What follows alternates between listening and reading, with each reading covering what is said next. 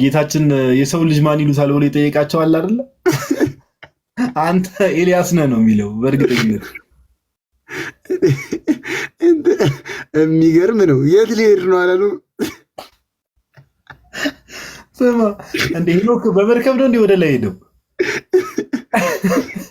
ዮሐኒ ሄኖክ በመርከብ ነው እንዲህ ወደ ላይ ያደረገው። ሰዎች እኮ ወይ ቀን ወዴት ሊሄድ አለ እኮ ሶፊ ራሱ። ወይስ እስቲ ዮሐኒ የተወሰነ ነገር ሜቢ እንደ እሺ ዮኒ አንዴ ድገመው። ቆይ አንዴ ድገመውና ይሄ እሺ ቆይ ዮኒ እንዴት ላተለቀው? እሺ እንዲህ ላድርገው። እሺ አሁን ዮኒ አንዴ ድገመው እስቲ አሁን ቪዲዮ ከቻልክ ከዛ ከህዝብ አንፃር እንዴት እንደሚታይሽ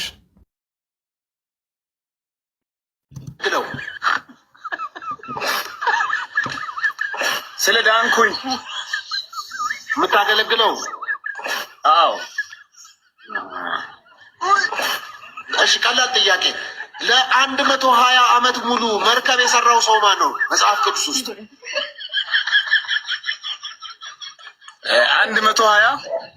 120 ዓመት ፈጅቶበታል መርከብ ሲሰራ። ማን ነው? ሄኖክ። የሚገርም ነው። ወደ ሊሄድ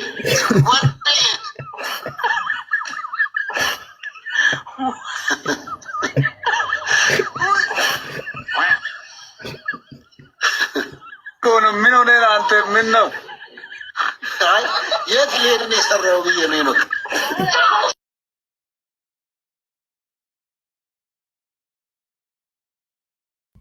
ያው እንግዲህ እንዳያችሁት ሄኖክ እንግዲህ አካሄዱን ከእግዚአብሔር ጋር ስላደረገ እግዚአብሔር ሰወር የተባለው እንግዲህ በነብያችን በአሁኑ ነብይ ትምህርት መሰረት በመርከብ ነው የተሰወረው ማለት ነው። ኤኒዌይስ አሁን ምን መሰላችሁ?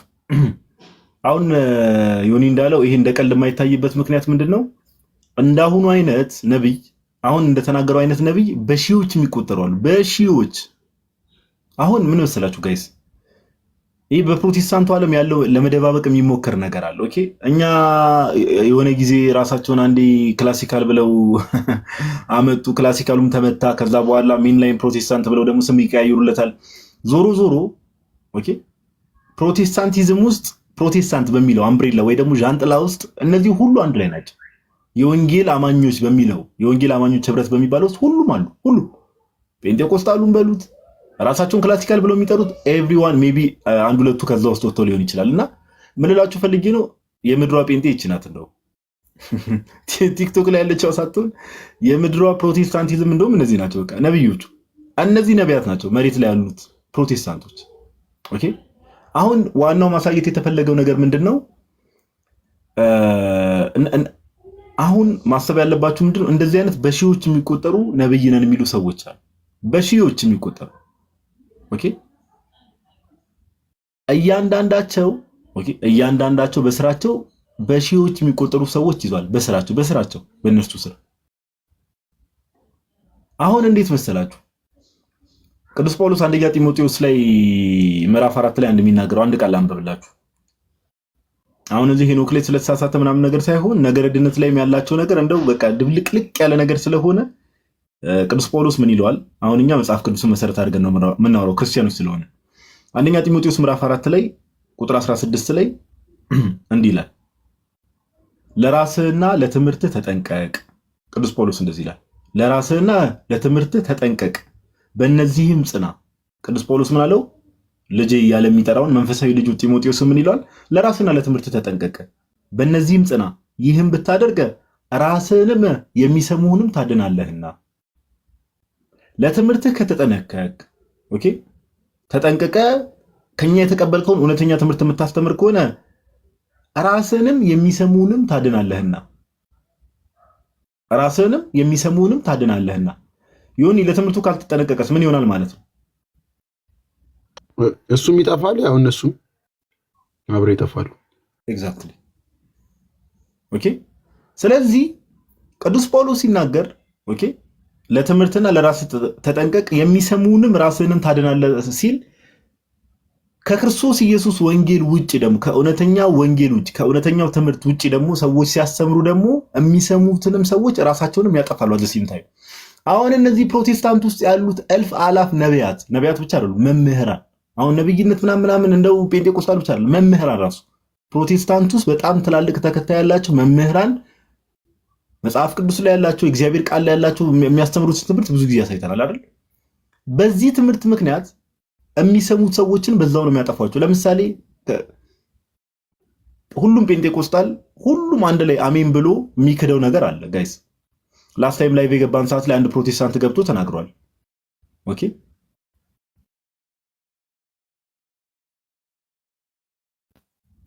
ይቅርታ ስታካረኩ የሆነ ስልክ ተደውሎብኝ ነው። አንዴ ቆይ። አይመታል። እሺ አንዴ ቆይ፣ በኋላ ልደውል ልበል። ቆይ አንዴ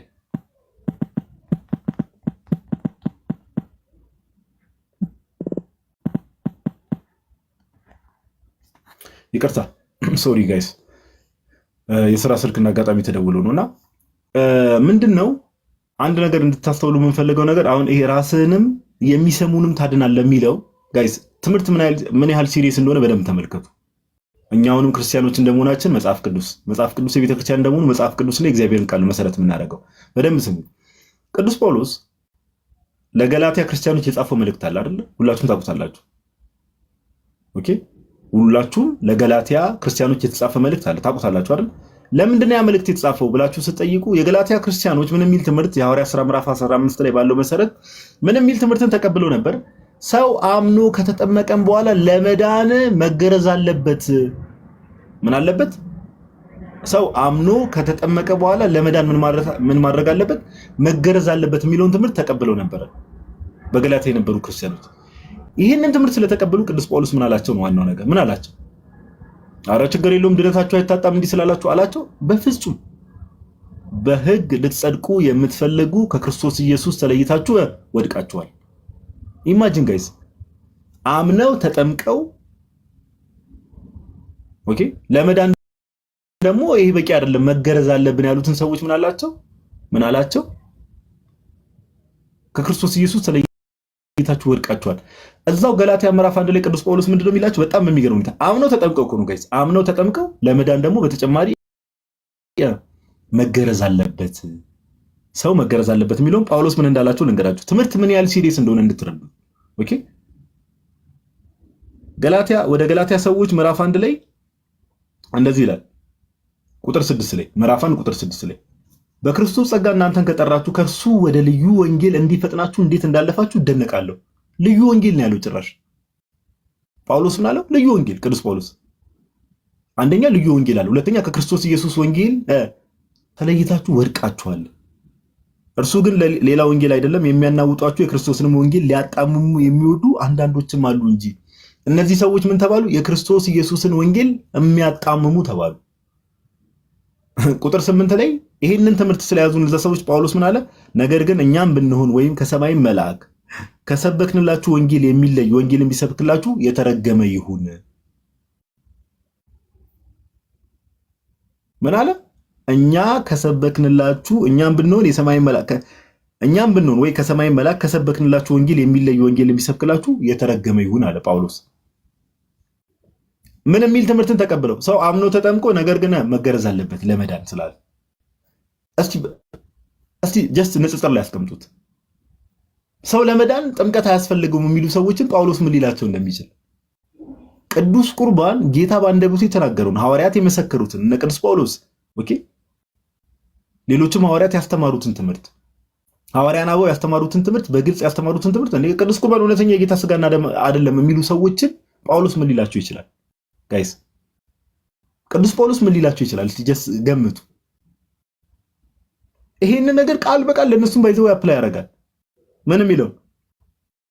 በክርስቶስ ጸጋ እናንተን ከጠራችሁ ከእርሱ ወደ ልዩ ወንጌል ነው። ኦኬ፣ ይሄ ልዩ ወንጌል ወደ ልዩ ወንጌል ፈቀቅ ማለት ነው።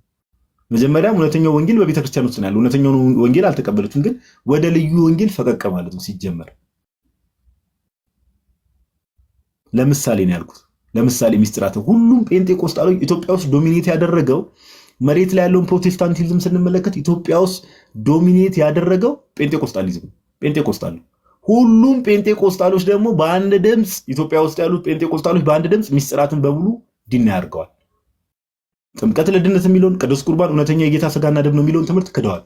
ጳውሎስ በዚህ ዘመን ቢኖር ኦፍኮርስ ክርስቲያን አይደለም፣ ክርስቲያን አይደሉም ሰዎቹ። አሁን ጴንጤዎች ክርስቲያን ናቸው ብለን እኛ እናምን። ክርስቲያን ባይሆኑም ግን ይሄ ወንጌል ለገላትያ ክርስቲያኖች የተጻፈው ወንጌል ከክርስቶስ ኢየሱስ እንዴት ፈቀቅ በዚህ ፍጥነት እንዴት ፈቀቅ እንዳላችሁ ይገርመኛል፣ እደነቃለሁ ብሎ ጳውሎስ ይጽፍላቸው። አትጠራጠሩ። ኦኬ፣ ይሄ ምንድነው? ልዩ ወንጌል ይባላል። ልዩ ወንጌል ነው ባይዘው። አሁን ዮኒ ካሳየው ቪዲዮ ጋር ስንመለከት ቅድም የያዝነውን ነገር እንያዝና ለራስህም ቅዱስ ጳውሎስ ምን አለው ጢሞቴዎስን? ኦኬ፣ ለራስህና ለትምህርት ተጠንቀቀ፣ ራስህንም የሚሰሙህንም ታድናለህና። ኦኬ፣ ትክክለኛውን የክርስቶስ ኢየሱስ ወንጌል ትክክለኛውን የጌታ ትምህርት ሰው ሲያስተምር የሚሰሙትንም ሰዎች ያድናል። ለምሳሌ የሐዋርያት ሥራ ምዕራፍ 8 ላይ ሄዳችሁ ብትመለከቱ ፊልጶስ ኢትዮጵያዊ ጃንደረባውን በስርዓት ሄዶ ያነብ ነበረ። የብሉይ መጽሐፍት የኢሳያስን ትንቢት ያነብ ነበረ። ትክክለኛውን ወንጌል ስለሰበከለት ሰውየው እንዲድን ወደ ቤተክርስቲያን እንዲጨመር አደረገው።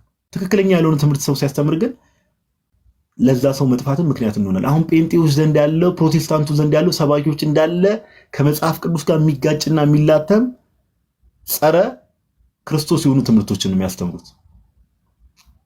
ጸረ ክርስቶስ የሆኑ ትምህርቶች ላይ ከድነት ጋር በተገናኘ አጠቃላይ ሳልቬሽን ላይ ማለት ነው። ኦኬ፣ ከነገረ እግዚአብሔር ጋር በተገናኘ አሁን እኮ ፕሮቴስታንቱ ዓለም ላይ እኮ ጋር ስትመለከቱ የጴንጤ መምህራን ጋር ለምሳሌ እኮ ፕሮቴስታንቱ ዓለም ላይ ስትመለከቱ እኮ እግዚአብሔር ለምሳሌ ደብል ፕሪዴስቲኔሽን የሚባለውን ትምህርት እኮ አምነው እኮ ነው በቃ ኧረ ችግር የለውም ወንጌላውያን ነው ብለው እኮ አብረው የሚቀመጡት እንዴ።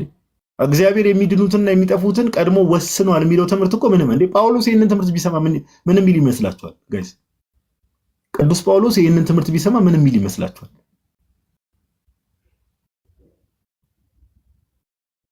እና አሁን ዮኒ እንዳሳየን አይነት ነቢያት እልፍ አላፍ ናቸው ያሉት። እልፍ አላፍ በሺዎች የሚቆጠሩ በስራቸው በሺዎች የሚቆጠሩ ሰዎች ይዟል። ስለዚህ እነዚህም ሰዎች ትክክለኛውን ትምህርት አያስተምሩም፣ ጠፍተዋል። የጌታን ትምህርትም አልተቀበሉም። ኦኬ፣ እነሱ ብቻ ሳይሆኑ ደግሞ በስራቸው ያሉ ሰዎችንም ደግሞ በጣም የሚያሳዝነው ፓርት ደግሞ እሱ በስራቸው ያሉ ሰዎችን እነሱ ቸርች ሄደው አምልኮ እናመልካለን ብለው የሚሄዱ ሰዎችንም ደግሞ አብረው እውር ምንድነው ጌታ እንደተናገረው በወንጌል እውርን እውር ሊመራው አይችልም እንደተባለ እነዚህ እውነተኛው ትምህርት ላይ የታወሩ ናቸው። በስርዓት ማየት ማስተዋል አይችሉም። እነሱም ደግሞ ሌሎችን ደግሞ ይዘው ገደል ሲገቡ እንመለከታለን። ኦኬ፣ ትምህርት ሲሪየስ የሆነ ነገር ነው እና አሁን ዮኒ እንዳሳየን ጴንጤው ዘንድ እልፍ አላፍ ናቸው። በቃ ውሸት ከጌታ ትምህርት ተቃራኒ የሚያስተምሩ ሰዎች ብዙ ናቸው። እነዚህ ሰዎች እነርሱ ብቻ ሳይሆኑ ተከታዮቻቸውንም ይዘው ነው ገደል የሚገቡት። ለዛ ነው ጳውሎስ ለራስህና ለትምህርትህ ተጠንቀቅ ራስህንም የሚሰሙንም ታድናለህና። አንዳንድ ሰዎች ለምሳሌ ሐሰተኛ ነቢያት ጋር ምን ሐሰተኛ ነቢያት ሁሉም እንደዛ ናቸው። በእርግጥ እውነተኛ ነብይም የለም ሲጀመር። ግን ሐሰተኛ መምህራን ጋር እየሄዱ እየተማሩ እንትን እያሉ ኧረ ምን ችግር አለው ይላሉ። ግን ጳውሎስ እንደዛ አላለ። ኦኬ፣ ሰው የተሳሳተ ትምህርት ከተሰማ ወደ ስህተት የሚሄድ እድሉ ከፍተኛ ነው፣ የመውደቅ እድሉ ከፍተኛ ነውና በፕሮቴስታንቱ ዓለም እንደምናየው ነገር ለትምህርት ኬርለስ የመሆን ነገር፣ ለትምህርት ቦታ ለመስጠት ምንም ነገር ብታስተምር ምንም ነገር ብታምን ዜዶን ኬር በቃ። ግን አሁን ምንድነው የምትቀባ ስም አለች ከላይ ሁላችሁም እንደምታውቁት ኢየሱስ የሚል ስም ይቀባል። ከዚህ በፊትም ብዙ ጊዜ ተናግረናል። በክርስቶስ ኢየሱስ ማመን ማለት ጌታ ኢየሱስ ክርስቶስ ያስተማረውን ትምህርት አሜን ብሎ መቀበል፣ ጌታችን ኢየሱስ ክርስቶስ ያዘዘውን ትእዛዝ ለመፈጸም መሞከር ነው። ለዛ እኮ ነው ጌታ በወንጌል ምን ብሎ ተናገረ? ኦኬ፣ ደቀ መዛሙርቴ መሆናችሁን ላይክ ሰዎች የኔ ደቀ መዛሙርት ኦር የኔ ተከታዮች መሆናችሁን የሚያውቁት እርስ በርሳችሁ ስትዋደዱ ነው። አንዱ ሌላው የሚያሳየው ፍቅር ነው። ኦኬ፣ በካራክተር ደረጃ ራሱ ሰው የክርስቶስ ኢየሱስ ተከታይ መሆኑ በዚህ ደረጃ ያስታውቃል። ስለዚህ በኢየሱስ ማመን ማለት ዝም ብሎ ኢየሱስ እያለ ዝም ብሎ እንደ ቆሎ ጓደኛ ቀንና ሌሊት እየጮሁ በሆነ ስፒድ እያሉ መጥራት አይደለም። ኦኬ፣ በክርስቶስ ኢየሱስ ማመን ማለት ምንድነው? ጌታችን ኢየሱስ ለሐዋርያት የሰጠውን ትምህርት አለ፣ ያ የሚያድነው ለቅዱሳን አንድ ጊዜ ፈጽሞ የተሰጠው የተባለው ትምህርት አለ። ያንን ትምህርት አሜን ብሎ መቀበል፣ በዛ ትምህርት መኖር ነው በክርስቶስ ኢየሱስ ማመን። ኦኬ፣ ስለዚህ ከዚህ አንጻር ነገሩን ብትመለከቱት መልካም ነው። ሜቢ የዋዲ የምጨምረው ነገር ካለ ጥሩ፣ ካልሆነ ግን የዮናታንን ቪዲዮ አይተን እዛ ላይ አንተ ሪፍሌክሽኑ ቢጀመር። ዋት ዱ ዩ ቲንክ? ጴንጤዎች መላክ ትችላላችሁ። ገስት 13 ሰው ይታየኛል። እንደዛ እናርጋ። አዎ እንደዛ ይደረግ እስቲ። እሺ ፕሮቴስታንቶችን እስቲ እሺ በምን እንለያቸው? ፕሮቴስታንቶች ባይዘው ገስት መላክ ትችላላችሁ። አንድ ቁጥር ጻፉ እንድሰባችሁ። ገስት ላይ ብዙ ሰው አለና መለየትም አልቻልኩ።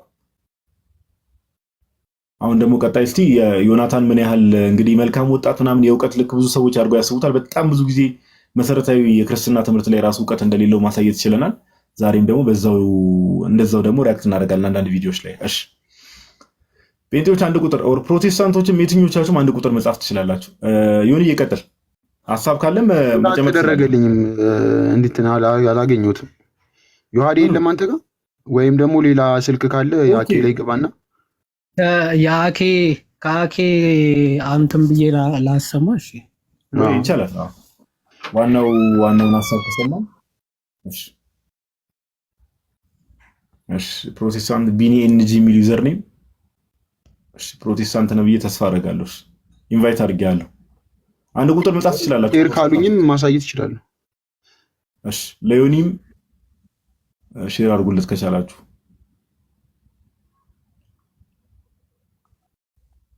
እሺ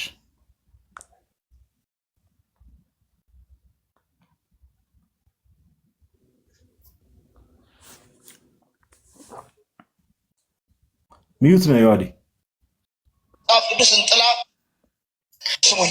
በሶስተኛውና በአራተኛው ክፍለ ዘመን ቤተክርስቲያን መንፈስ ቅዱስና መጽሐፍ ቅዱስን ጥላ ከፖለቲካ ጋር ተጋባች። በ16ኛው ክፍለ ዘመን ከረጅም ዝምታ በኋላ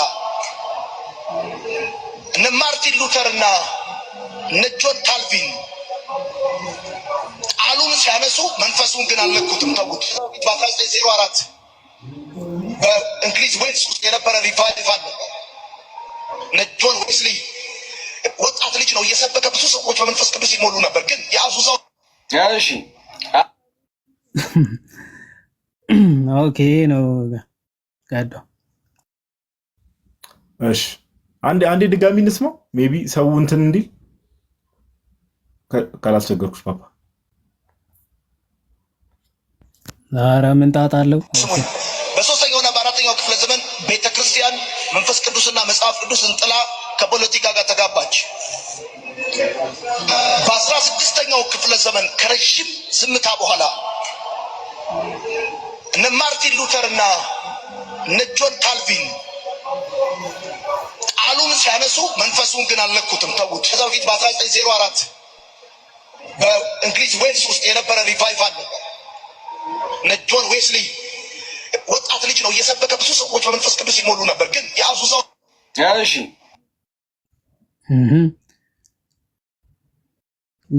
አንዴ ልድገመው በቃ ወይስ በቃ ይበቃል? ፖይንቶቹን ስም አንተን አደረገው እኮ ጥላ አንስታ ብሎ ጨረሰው እኮ። እንትን ልበልልና ሪቫይቭ ላይክ ያለውን ነገር እንትን ልበልልና አንተ ወዲያ ሐሳብ ትሰጥበታል። ታች ያላችሁ ሰዎች አሁን የምናሰማችሁ ስሙ። እሺ ታች በደንብ የሚያወሩትን ነገር ስሙ። ምን ያህል ከመጽሐፍ ቅዱስ የራቁ መጽሐፍ ቅዱስ ዕውቀት የሌላቸው የቤተክርስቲያን ታሪክ ዕውቀት የሌላቸው የአባቶች ትምህርት ዕውቀት እንደሌላቸው አሁን ባደረገው ንግግር ውስጥ ራሱ የዋዲ ያሳያቸዋል። ምን አለ? ሶስተኛና አራተኛ ክፍለ ዘመን ላይ ኦኬ እሺ አንዴ ቆይ። አሁን ይሄን ሰው የምትከተሉ ሰዎች እንደው ይቅርታ አድርጉልኝና ምንም እንደው በተወሰነ መልኩ ዕውቀት ራሱ መሰረታዊ ዕውቀት የሌለው ሰው ይቅርታ አድርጉልኝ። ሰው መናቅ አይደለም፣ ግን ያው እውነትን እውነት ብሎ መናገር ያስፈልጋል። ምን አለ? የዋዲ ይሄድበታል። አሁን እንግዲህ ዮናታን ምን ብሎ ተናገረ? ፓስተር ዮናታን ለስሙ ፓስተር ነው፣ መጋቢ ነው። ምን እንደሚመገብም አናውቅም። እንደዚህ አይነት ስህተቶች እየተሳሳተ በአደባባይ። እሺ ሶስተኛና አራተኛ ክፍለ ዘመን ላይ ኦኬ መንፈስ ቅዱስንና መጽሐፍ ቅዱስን ቤተክርስቲያን ጥላ ከፖለቲካ ጋር ተጋባች። ሶስተኛና አራተኛ ክፍለ ዘመን ላይ በደንብ ስሙ። እምላችሁን ነገር ያዙና ስሙና ከዛ የዋዲ ይሄድበታል። ሶስተኛና አራተኛ ክፍለ ዘመን ላይ ቤተክርስቲያን መንፈስ ቅዱስንና መጽሐፍ ቅዱስን ጥላ ከፖለቲካ ጋር ተጋባች።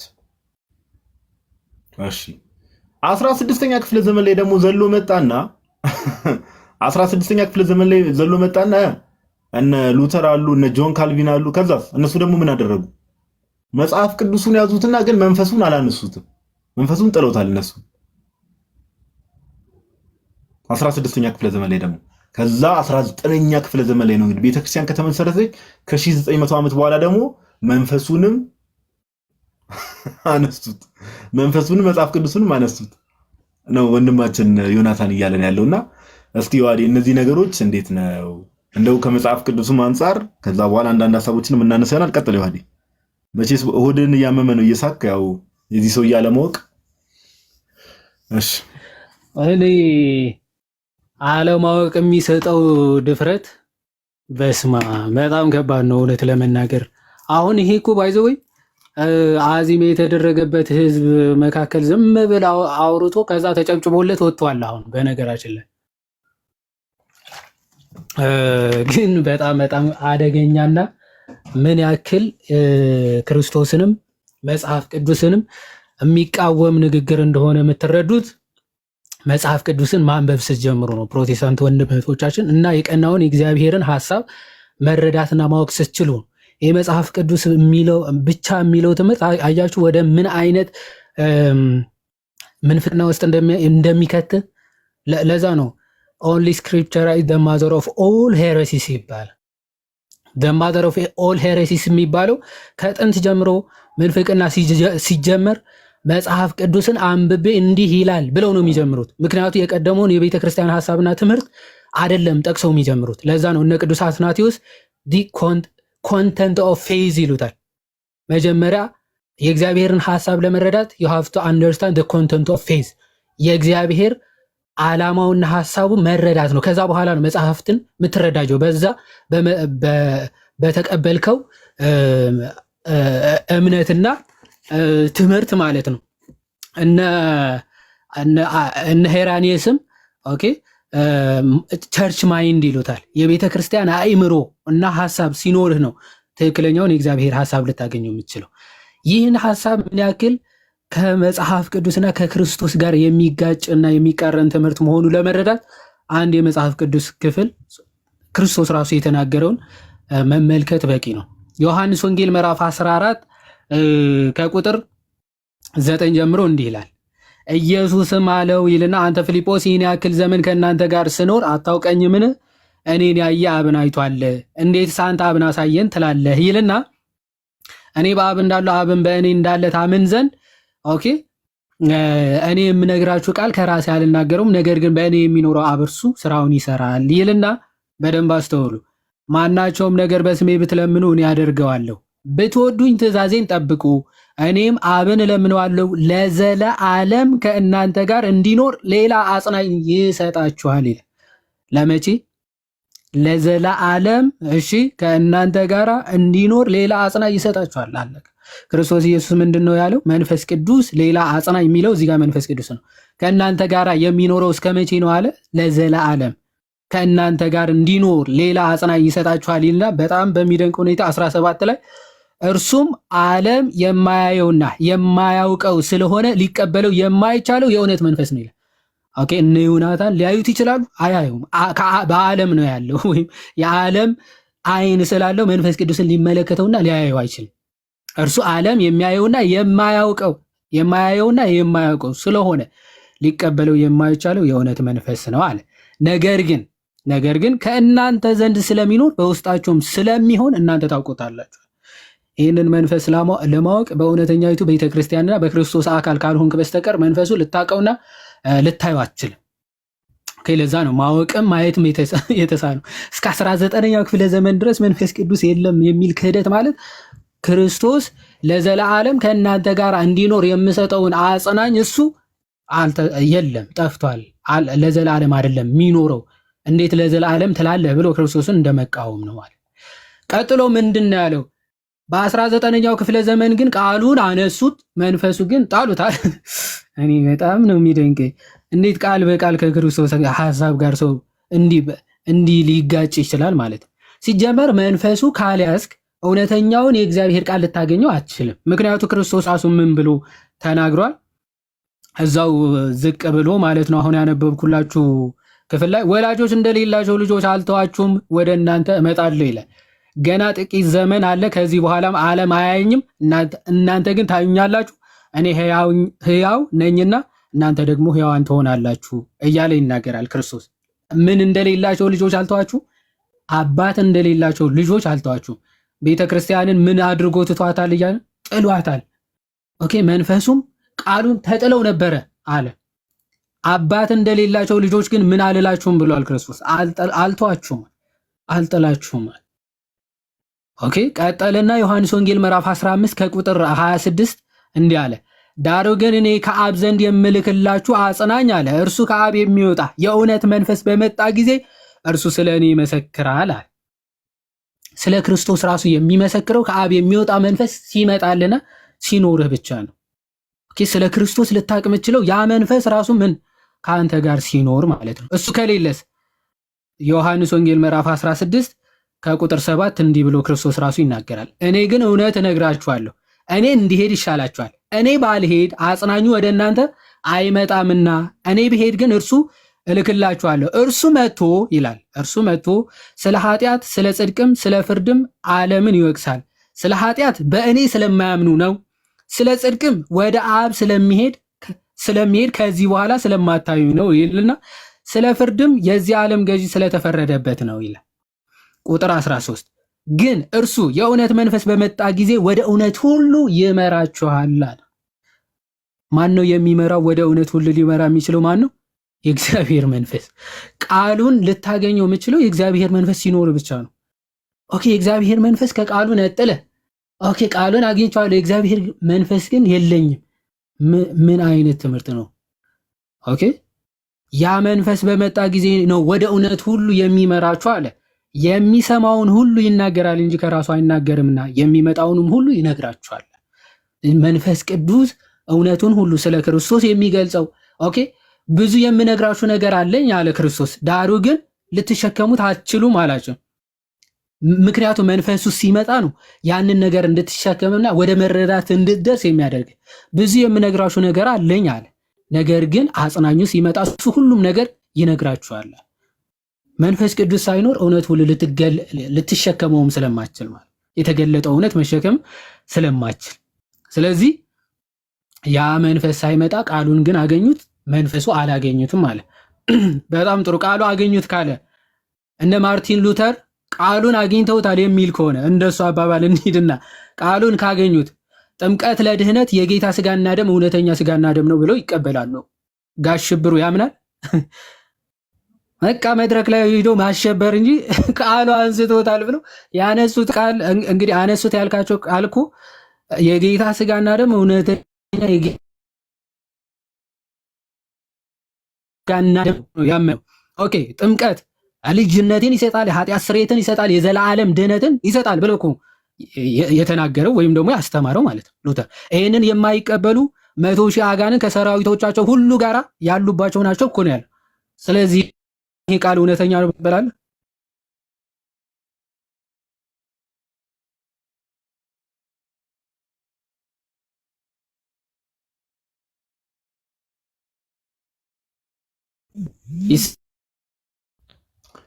ጋይስ እኔ ጋር ነው ወይስ ይዋዴ ጋር?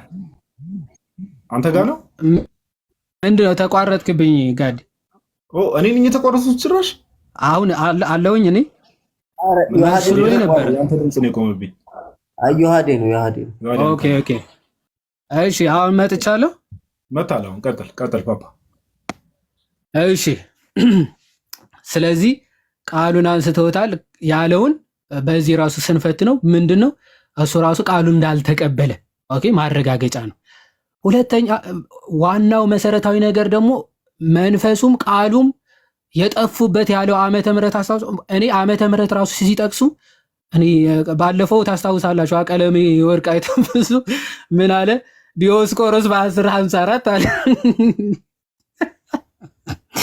በ1054 ነው ጉባኤ ከልቄዶን የተካሄደው አለ። አጅሬው መጣና በ3ኛና በ4ኛው ክፍለ ዘመን ይሄን ክፍለ ዘመን ታውቀዋለህ? ምን የተፈጸመበት ክፍለ ዘመን እንደሆነ የኒቂያ ጉባኤ የተፈጸመበት ዓመተ ምህረት ነው። ካኒ ኢማጂን ታላቁ ካዲ እንትን እንዳይሆን ግን እኔ እንትን እንዳይሆን ግን ሜቢ እኔ የምጠራጠረው ምን እንደሆነ ታውቃለህ ፓፓ? ያው ሁሉም ነገር በኢትዮጵያ ቤተክርስቲያን ካላንደር ነው የሚጠቀሙትና የራሳቸውን ካላንደር ጀምረው እንዳይሆን ፕሮቴስታንቶች ሜቢ እውነት እኮ ነው። ዓመተ ምህረት ይደፍራሉ። የሚደፍሩት ነው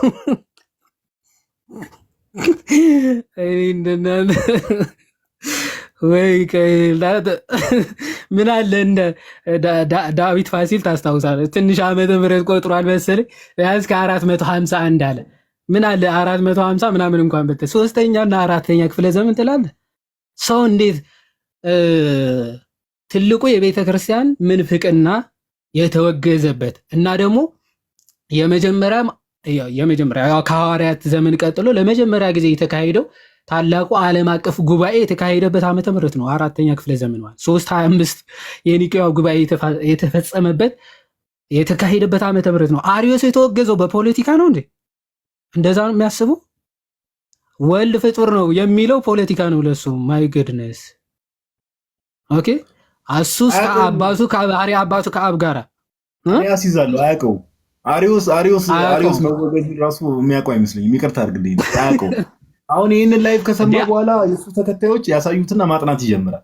አያውቀውም ራሱ አሪዮስን የሚያውቀው አይመስለኝም። አዎ ዛሬ ባታ ስለ አሪዮስ ነው እያጠና የሚያድረው። ቅዱስ አሪዮስ ብሎ እንዳይመጣ እንጂ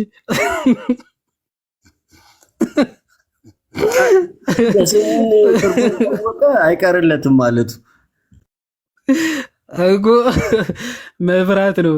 ትንሽ ያነቡና ጫፉን ልክ እንደ አንዱ መጽሐፍ ቅዱስ ማንበብ ጀምሮ ይሁዳ ታንቆ ሞተ፣ ኧረ ይገልጣል አንተም እንዲሁ ያድርግ ተብሎ ታንቆ እንደሞተ አሪዮስ ብለህ ነው ሄደው ሲያነብ ቅዱስ አሪዮስ ብሎ እንዳይመጣ በደንብ አጥንተህ አውራ እባክህ ወንድማችን። ኤኒዌይስ እና ያንን ታላቁ ጉባኤ የተፈጸመበት እንደውም እንግዲህ ፕሮቴስታንት ነን የሚሉ አካላት ኦኬ ዓለም አቀፍ ጉባኤያት እንቀበላቸዋለን ብለው የሚጠቅሷቸው እንግዲህ ሉትራንም አንዳንዶቹም እንግዲህ ይሄ ቃለ ሕይወትም በመጽሐፍቶቻቸው የሚጠቀሙት የኒቅያ ጉባኤ ቀኑና ወይም ደግሞ የእምነት መግለጫ እንቀበላለን ቢያንስ ሶስቱም ይለዋሉ። ኒቅያ ግን ኦልሞስት አብዛኞቹ እንቀበላለን ብለው በመናገር ደረጃ ስለሚናገሩት ማለት ይህንን ጉባኤ የተፈጸመበትን ዓመተ ምህረት ከፖለቲካ ጋር ተጋባች፣ መንፈስም ቃሉም ጣለች ብሎ ከተናገረ ስለዚህ የክርስቶስ የባህሪ አምላክነት የተመሰከረው ቃሉን ጥለው ነው ማለት ነው። ሎቱ ስብሐት ማለት ነው። ኦኬ መንፈስ ቅዱስ አግዟቸው አይደለም ማለት ነው። ሎቱ ስብሐት ይህ በጣም ነውር ነው። በጣም ትልቅ ክህደትም ጭምር ነው። ኦኬ ሳያውቁ ዝም ብሎ በአደባባይ ማይክ ስለተሰጠ ብቻ መድረክ ስላገኘ ብቻ ትጨፍራለህ፣ ማንም አያስቆምህም። እንዲህ አይነት ትልቅ ክህደት ተናግረ ራሱ ጨበጨብልህ አልቆሙ ማለት እስቲል የተቃወሙ ፕሮቴስታንት የለም፣ አልነቁም። አዚም ያደረገባቸው አለ። አሁን ከነገ ወዲያ ምናምን በኋላ ምናልባት ሊሰሩ ይችላሉ። ቃሉ የሚያነቡ ሰዎች ያው ፍንጭ ስለሰጧቸው ማለት ኦኬ ክርስቲያኖች ስላሳወቋቸው አሁን ሊቃወሙ ይችላሉ፣ ምን እየተባለ እንደሆነ ከገባቸው ማለት ነው። ስለዚህ ይሄንን ትልቅ ክህደት ነው። ቀጥሎ ምንድን ያለው መንፈሱ ደግሞ የመጣው የተነሳው እንግዲህ ወድቆ የነበረው የነሱ መንፈስ የተነሳላቸው መች ነው አሉ? በ1906 የአዙዛ ስትሪት አገንስ ኦዝመን የዶሮ ጽሑፍ የጻፈችበት ዘመን ማለት ነው። እነ ቅዱስ አትናቴዎስ የክርስቶስን የባህሪ አምላክነት በዓለም አደባባይ የመዘከሩበት ታላቁ ጉባኤ መንፈስ ቅዱስ የተጣለበት ነው። ሎቱ ስብሐት ተብሎ አግነስ ኦዝመን ዶሮ የጫረችው ጽሑፍ ሟጭራ መንፈስ ቅዱስ ነው ያጻፋይ ካልከኝ ማይ ገነስ ላሳያችሁ። የእናንተ መንፈስ ሊሆን ይችላል፣ ይቅርታ አድርጉልኝ። የእናንተ መንፈስ እንደዚህ ሊያደርግ ይችላል። ላሳያችሁ። አግነስ ኦዝመንማ እኮ ሙድ ያዘች። አንድ ራይቲንግ አላወጣ ሲላት በቃላት አመጣችሁ። እትትፍትት ማለት ጀመረች። ያራዳ ልጅ ይመቻት እና ይሄ ቻይንኛ እንዲህ ቀደም ያልከው ላይ ዮሐዴ እስኪያወጣ ቀደም የመጽሐፍ ቅዱስን ምንድነው ይሁዳ ታንቆ ሞታ አንተም እንደዛው አድርገህ የተባለው ላይ እንትኑን አልሰማኸው? እንዲህ እየገለጠ መጽሐፍ ቅዱስ ላይ ልክ የሆነ ቦታ ልክ ሲደርስ ጸጋና ሰላም ለአንተ ይሁን የሚል አየ እና ጸጋ የምትባል ሚሳለች አይ ሰላምንም ጨምር እያለኝ ነው ብሎ ሰላም ጨምር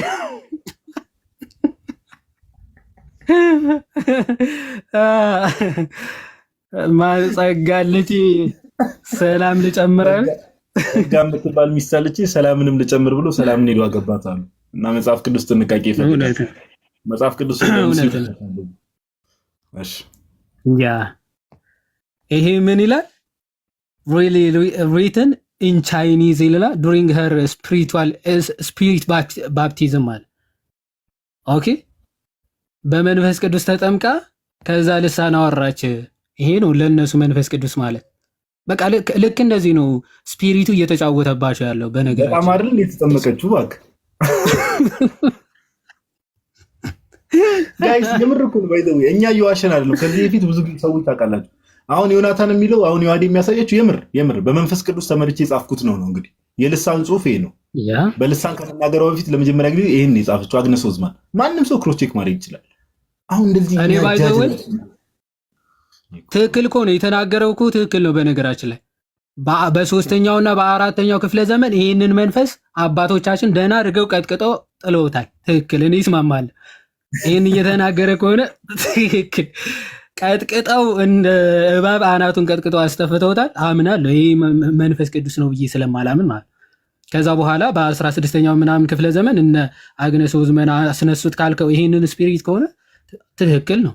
ቤተ ክርስቲያን ግን ይህንን ስፒሪት ቀጥቅጠዋለች። ትክክል። የነ ሞንታነስ ስፒሪት ስለሆነ ይሄ ማለት ነው። እኔ ነኝ ሆሊ ስፒሪት ብሎ የተነሳው የሞንታነስ ስፒሪት ተቀጥቅጦ ጠፍቷል። ትክክል።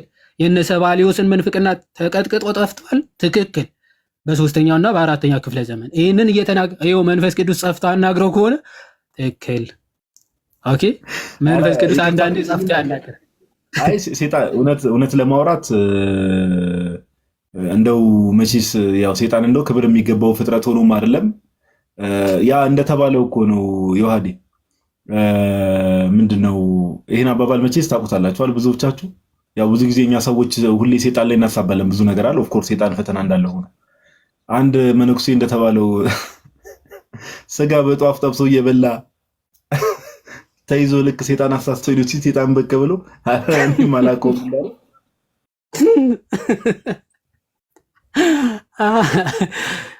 እኔ ራስ አላውቀው እውነት ነው። ይሄንን እኔ ይቅርታ አድርጉልኝና ሴጣን እንደው በዚህ ደረጃ እኔ ሴጣን በጣም ሸረኛ ነው፣ ብዙ ነገር ያሰራል፣ ግን በዚህ ደረጃ ይወርዳል ብዬ አላስብም። ይቅርታ አድርጉልኝና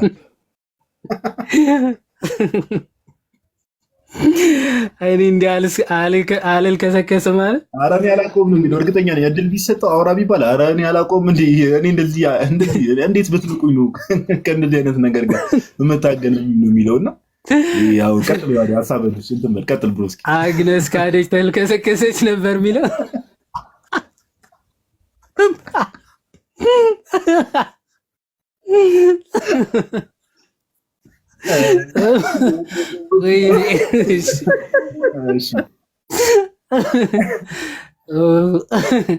ኤኒዌይስ ባጭሩ እኔ ብዙ ሰዓት አወራኝ፣ ግን በጣም እሺ አንተ የተመታው አግነስ ካደች ተልከሰከሰች። ይሄ ደስ ይላል። እሺ ቃሌት ያሰማል ነው ያዲ ሜቢ ገፍት ላይ ያለው ሰው ፕሮቴስታንት ከሆነ እንትን በልና ካልሆነ የተወሰነ ሐሳብ ጨምርበታል። ያዲ ያነሳው ሐሳብ ላይ ኦፍ ኮርስ ብዙዎቹ እንዳስበታል፣ ግን የሆነ የምጨምረው ሐሳብ አለ። እሺ ኦደብሊው ብሎ የሚጀምር ዩዘር ኔም ፕሮቴስታንት ነው። እሺ ሰላም ነው፣ እግዚአብሔር ይመስገን። ከ3 ቀን ምናምን በፊት ገብቼ ነበረ እና ኢንተርኔት ተቋርጦብኝ ነበር የወጣሁት። ዳዊት ነው እና እንትን እያወራን ነበረ ስለ እዚህ ሐሳብ ጋር አይደለም። ሶሪ ግን አሁን ዛሬ እንኳን የገባንበት ርዕስ ነበረ፣ ግን ስለምን እያወራን ነበር? ያን እኔ ነገሮችን የማስታወስ ሚሞሪ ትንሽ የአባቶች ጋር ክሊሜንት ጋር ሲምቦሊክ ነው ምናምን ብለዋል ብዬ ነበረ። እኔ እንደዛ ሚል አግኝቼ ብዬ የዛን ቀን አባቶችን እልክልሃለሁ ምናምን ብለኝ ነበር። አንተሽ ፋይሎች ልኬልሃለሁ አል ከዚህ በፊት እስቲ ሃይ በለውና ቴሌግራም ላይ ልኬልህ ነበር አለ አንተሽ። የሆነ ጊዜ አባቶችን እንትን በወርድ ፋይል አይደል ለፍሬት እንድታረገው አለ እኔ ጋር እኔ ሃይ በለውና ላክልኝ። በቃ እሱ ይላክልህ በእናትህ። እኔ በጣም ችግር አለብኝ። በቃ ልክ ከላይቭ ከወጣሁ በኋላ ይደክመኛል፣ እመለሳለሁ። በማግስቱ ቢሮ ስለምገባ ጭንቅላቴ ትንሽ በቃ ይቅርታ። እሺ በጣም አረ ችግር የለውም። ላሳይህ ብዬ ነበር። እኔ እንኳን እዚህ ጋር ፒሲ ጋር ነበር። ዛሬ አሁን እንትን አይደለም ከርዕስ እንወጣለን።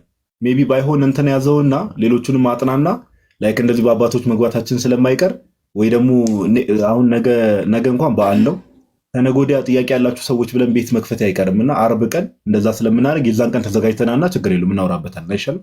ከርዕስ እንዳንወጣ። እሺ በቃ እሺ በቃ እሺ። አሁን እንግዲህ የሰማችሁትን ሰው ፕሮቴስታንቶች ባይዘዌ ዮናታን አንድ ነገር ላይ የተናገረው ነገር ላይ ልክ ነው ብሎ የዮናታን ተማሪዎች ኦሬሱ ተከታዮች ከባድ እግዚአብሔር ሰው ነው እንዲህ ነው የምትሉ እንደዚህ አይነት ቀብርጥስ የምታወሩ ሰዎች እስቲ ገስት ላኩ። ገስት ማንም ሰው አይዘው ማንም ፕሮቴስታንት አሁን ዮናታን የተናገረው ንግግር አንድ ቃል ከተናገረው ንግግር ውስጥ ትክክል ነው ብላችሁ የምታስቡ ሰዎች ገስት ላኩ።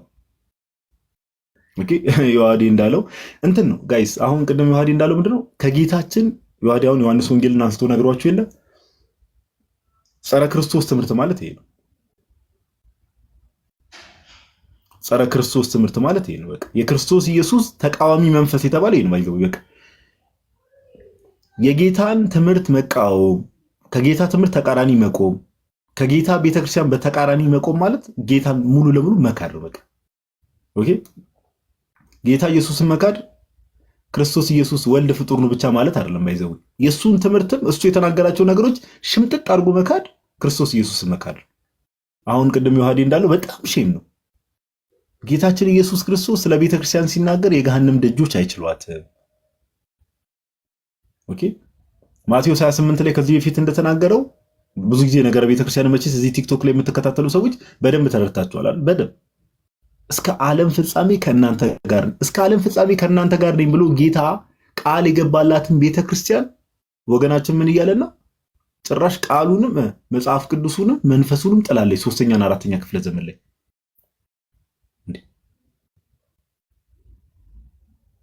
3ኛና 4ኛ ክፍለ ዘመን ላይ ጌታ እኮ እስከ ዓለም ፍጻሜ ነው ያለው። ዮናታን ምን አለ? ጌታ እስከ ዓለም ፍጻሜ ከእናንተ ጋር ነኝ። ቅድም ዮሐዴ እንዳለው እስከ ዓለም ፍጻሜ ከእናንተ ጋር የሚኖር የእውነት መንፈስ ከአብ ዘንድ እልክላችኋለሁ ብሎ ቃል ሲገባ እንመለከታለን። መንፈስ ቅዱስ ከቤተክርስቲያን ጋር እስከ ዓለም ፍጻሜ እንደሚሆን ጌታ የገሃነም ደጆች ቤተክርስቲያንን እንደማይችሏት ጌታ በአንደበቱ የተናገረው እስከ ዓለም ፍጻሜ ከእናንተ ጋር ሆናለሁ ብሎ ማን የተናገረው? ጌታ። እንደዛ ማለቱ ብቻ እኮ አይደለም ደግሞ የቤተክርስቲያን ራስ ደግሞ ጌታችን ኢየሱስ ራሱ የቤተክርስቲያን ራስ ጌታችን ኢየሱስ ራሱ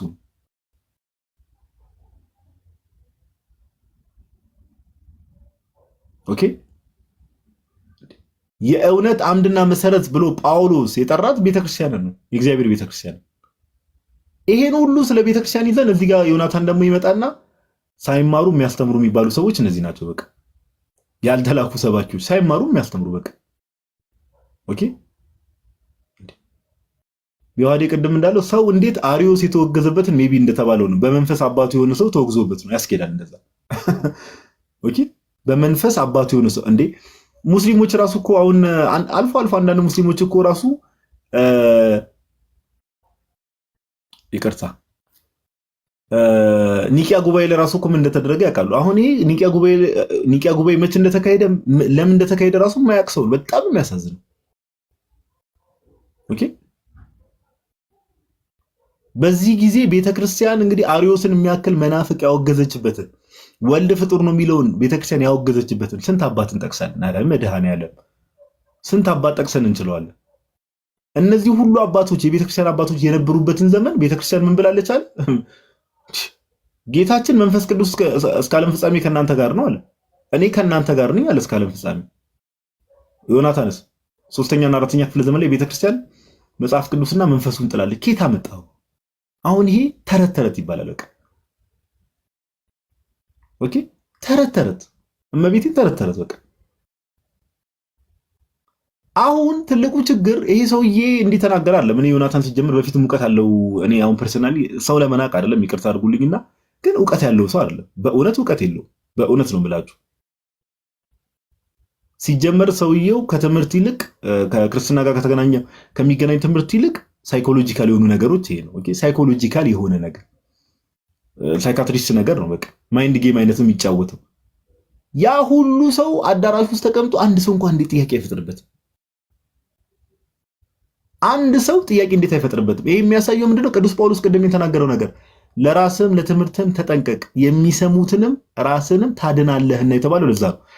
እዛ ያሉ ሰዎችም ዮሐዴ ቅድም ገልጾታል። አዚም ተደርጎባቸዋል። በቃ መንፈሱ ስፒሪቱ አዚም አድርጎባቸዋል። ሰው እንደዚህ አይነት ነገር ሲነገር እንዴት ነቃ ደንገጥ አይልም? እንዴት እንደዚህ ይሆናል? አትሊስት እዛ አዳራሽ ውስጥ ያሉ ሰዎች በሙሉ ሁሉም አላዋቂ ናቸው። ኦኬ ሁሉም የተሰበሰቡት ሁሉም አላዋቂ ናቸው። በጣም የሚያሳዝነው ፓርት እሱ ነው።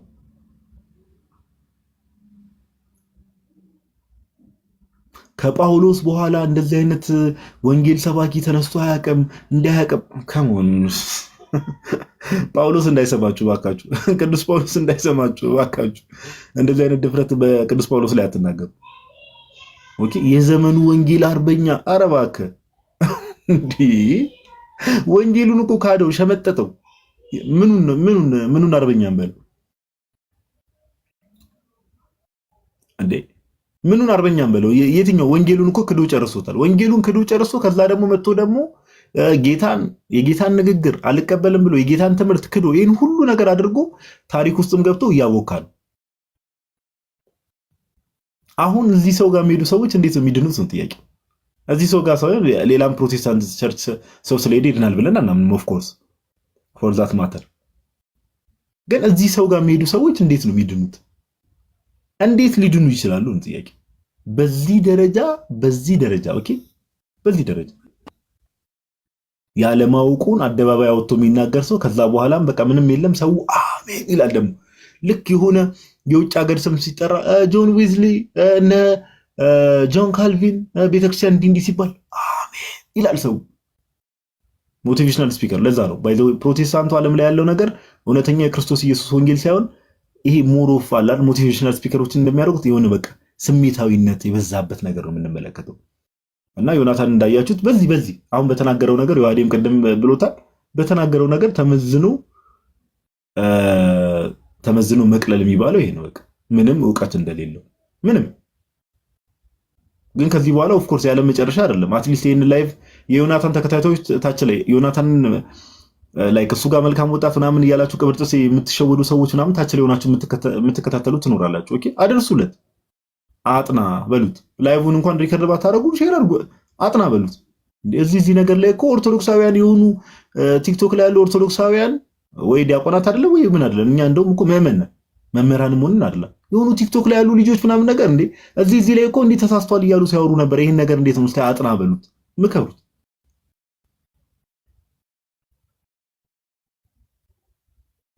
እና እንደዚህ አይነት በቃ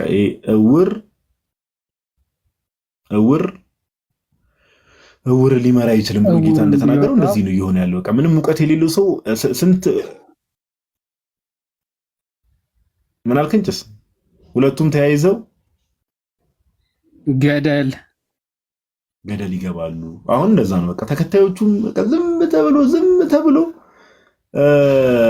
በቃ መድረክ ከዛ በጣም በሚያስቃችሁ ሁኔታ የመንፈስ ቅዱስ መገለጫ በቃ ይሄ ነው በጣም የሚያስጠላው። አሁን ፕሮቴስታንቱ ዓለም ላይ ደና የነበረችው መካነ ኢየሱስ ነበረች። እሷም ደግሞ ካሪዝማቲክ የሆነ ሙቭመንት ኢትዮጵያ ውስጥ ያለችው መካነ ኢየሱስ ካሪዝማቲክ እንቅስቃሴ ገብቶበታል። ካሁን በኋላ በዛ ከተባለ 2-3 ዓመት ነው ይጠቀልሏታል ራሱ መካነ ኢየሱስን ካሪዝማቲክ ሙቭመንት which means ይሄ ልሳን የሚባለው ይሄ በብሊንግ አለ አይደል ግሎሶሎሊያ የሚባለው የዘመኑ ማለት ነው እትት ምናምን የሚባለው ነገር እሱ ካሪዝማቲክ የሆነ እንቅስቃሴ መዝለሉ፣ መጨፈሩ፣ ወደ ላይ መፍረጡ ምናምን ነገር በ2-3 ዓመት ውስጥ መካነ ኢየሱስን ጠቅልለው ይውጧታል። ምንም አትጠራጠሩ፣ ምንም እንዳትጠራጠሩ። ይሄን ነው መንፈስ ቅዱስ የሚሉት እነሱ። በካራቴ መማታትን ነው በካራቴ እየተማቱ አጋንንት ማውጣትን ነው መንፈስ ቅዱስ የሚሉት። ብድግ ብሎ ጉሮሯቸው ያሉ የሆነ የሚሰቀጥጥ የሚጨንቅ ድምፅ ከዚህ ውስጥ ማውጣት ነው ለነሱ የመንፈስ ቅዱስ ዲፊኒሽን። ኦኬ እንዲ ሼክ ማድረግ እንዲ መንቀጥቀጥ፣ እንደ በሽተኛ ወባ እንደያዘው ሰው መንቀጥቀጥ ነው የመንፈስ ቅዱስ ዲፊኒሽን። ይሄ እንደተባለው መንፈስ ቅዱስ ኦፍ ኮርስ መንፈስ ነው፣ ግን መንፈስ ቅዱስ አይደለም። ከአብ የሚወጣው የእውነት መንፈስ ይሄ አይደለም። ባይዘው መገለጫው ይሄ ካጋንንቱ ነው፣ ከጥልቁ ነው። ቅድም ዮሐድ እንዳላችሁ ሞንታነስ የመሰለ የሞንታኒዝም ውስጥ የነበሩ ሰዎች ምንፍቅና እነሱ ላይ ይታይ የነበር ሞንታነስ የሚባለው ሰው ያደርገው የነበረው አይነት ይሄ ምንፍቅና ነው። ይሄ አጋንንታዊ ልምምድ ነውና መንፈሱ 1900 ጋር የሳስቡ ለ1900 ዓመት ቤተክርስቲያን ለ1700 ለ1800 ዓመት መንፈስ ቅዱስ ቤተክርስቲያን ትቷት አስቡ። መንፈስ ቅዱስ ቤተክርስቲያን እርግፍ አድርጎ ትቷት ለ1800 ዓመት አካባቢ ጌታ ኢየሱስ ትቷት መጽሐፍ ቅዱሱን ጥላው እሺ መንፈሱን ጥላው ከዛ በኋላ ቀደም ዮሐድ ያሳያችሁ ጽሑፍ ላይ መጽሐፍ ቅዱሱን መንፈሱን ይዛ ቤተክርስቲያን ተመለሰች፣ አክቲቭ ሆነች። ኧረ እባክህ እስቲ ወላሂ ይበል እና ከእንደዚህ አይነት መጃጃል ውጡ። የምሪ ነው የምላችሁ። ይሄ በጣም በቃ መጃጃል የአሮጊቶች ተረት የሚባለው ይሄ ነው። የአሮጊቶች ተረት ኦኬ። እና አንድ የመጨረሻ መልእክት እንደውም እዚህ ላይ እንትን ከማለት በፊት ማስተላለፍ የምፈልገው ዮናታን ጋር ተቀጥራችሁ የምትሰሩ ደግሞ ካሜራማኖች ኦር የሱን ፔጅ ራን የምታደርጉ ሰዎች ኧረ እባካችሁ ሼም ነው በጌታ እንደ ጭራሽ ደግሞ ከጀርባ የሆነች ክላሲካል ለቃችሁ ምናምን እንደዚህ አይነት ቪዲዮ ተለቃላችሁ። የሆነች ክላሲካል ምናምን ዮሐድ የሆነ ከባድ ቁም ነገር የሚነገር አይነት ነገር አለ አይደለ? ከጀርባ የሆነች ባክግራውንዷን ሰምታለህ ምናምን ነገር ከዛ ሲባል ቤተክርስቲያን መንፈሱንም ምኑንም ጥላው ነበር ይላል። ይሄ ኬት ነው ያመጡት በጌታ ስም። እና እንደው ዮናታን ጋር ተቀጥራችሁ የምትሰሩ ካሜራማኖች፣ ኤዲተሮች ምናምን ነገር የሱን ፔጅ ዩቲዩብን በሉት ምን ራን የምታደርጉ አረ እናንተን አልፈርድባችሁ። መምህር የምትሉ ሰው በዚህ ደረጃ ከተሳሳተ ካሜራማኑ ከሱ ይሻላል ብለን አንጠብቅም። ግን አትሊስት ሼም የያዛችሁ እቺ ቢያንስ ከጀርባ ዳዳዳዳ የምትለው ክላሲካሏ ምናምን ፍቷት፣ የምር ፍቷት። ሼም ነው በቃ። ሰው አለማወቁን እየተናገረ እንዴት በክላሲካል ይታጀባል? ሰው አለማወቁን እየተናገረ እንዴት በክላሲካል ይታጀባል? ጋይስ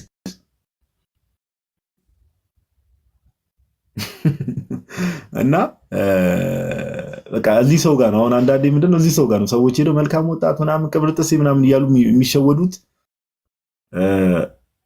እንደዚህ አይነት ሰው ጋር እየሄዱ ነውና ለሁላችንም ማስተዋል ይስጠን። ለማንኛውም ለማለት ያክል ነው። እሺ ሰው ገብቷል መሰለኝ። ሰለሞን የሚል ዩዘር ኔም አለው አይደል ጋይስ? ስታከል አደረኩ ሳልወድ በግድ እኮ ጥቁር ጉንዳን ታስታውሰኝ ነው። ጥቁር ጉንዳኑን ተው፣ ጭራሽ ደሃ መሳደቡ ምናምን ነገር አንተሽ ግን አይ የካሜራው ላይ ብታስብበት መልካም ነው። ጭስ እዛው ታስተካክለው ነበር። ቢያንስ ጥሩ አድርገህ ኤዲት አድርገህ ታወጣለት ነበር። እንደዚህ አይነት ያኔ ኤዲተሮች እኮ ነው የተበላው። ሰውየው ትምህርት አያውቁ ወይ ምን እንደሚናገር አያውቁ። ስቃይ ሆነበት እኮ። ደግሞ የፕሮቴስታንት ኤዲተሮች እንደዛ ናቸው። አሁን ዮሐድ ያስተውላል እና አጋፔም እቺ ህይወት የምትባለውን ልጅ ምናምን ነገር ዝም ብለው ነው የሚለቁት። አይተህ እኮ ነው ምንም የሚወራው ነገር ራሱ አንደርስታንድ እንዳያደርጉት ዝም ብለው ቆርጦ መልቀቅ ነው። ዛሬ ዮናታን ስላልክ ስሙ ስለጠራ የእኛን ደግፈው ሲያወሩ ብለው እንዳይለጥፉት እንጂ ቆርጠው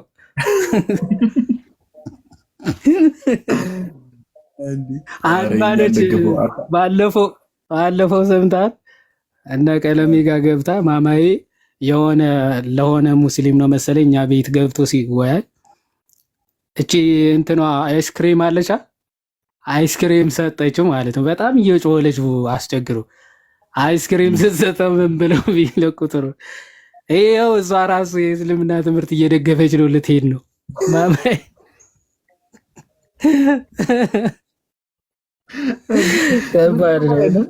አንተ የኛዎቹ እኮ እነ ሄሉ አሁን ትናንት ሄሉ የለቀቀችውን ቪዲዮ አይተሃል? አስረስ ላይ የተናገርኩት ላይ ከታች ያስቀመጠችው ቪዲዮ አልቻልኩም። ጌታ ኢየሱስ ኧረ በስመ አብ! ኧረ የኛዎቹ በጣም ታርጓል። ኧረ በጣም ነው ኤሊቬት ያደረጉት። ጭራሽ የሚወራውንም ነገር ቧልቱንም ሁሉን ነገር ኤሊቬት አድርጓል። እና ሄሉንማ እዚህ ፊት አታሞግሳት። ደግሞ ዮኒ በከባድ ዝውውር እንዳያዛውራት።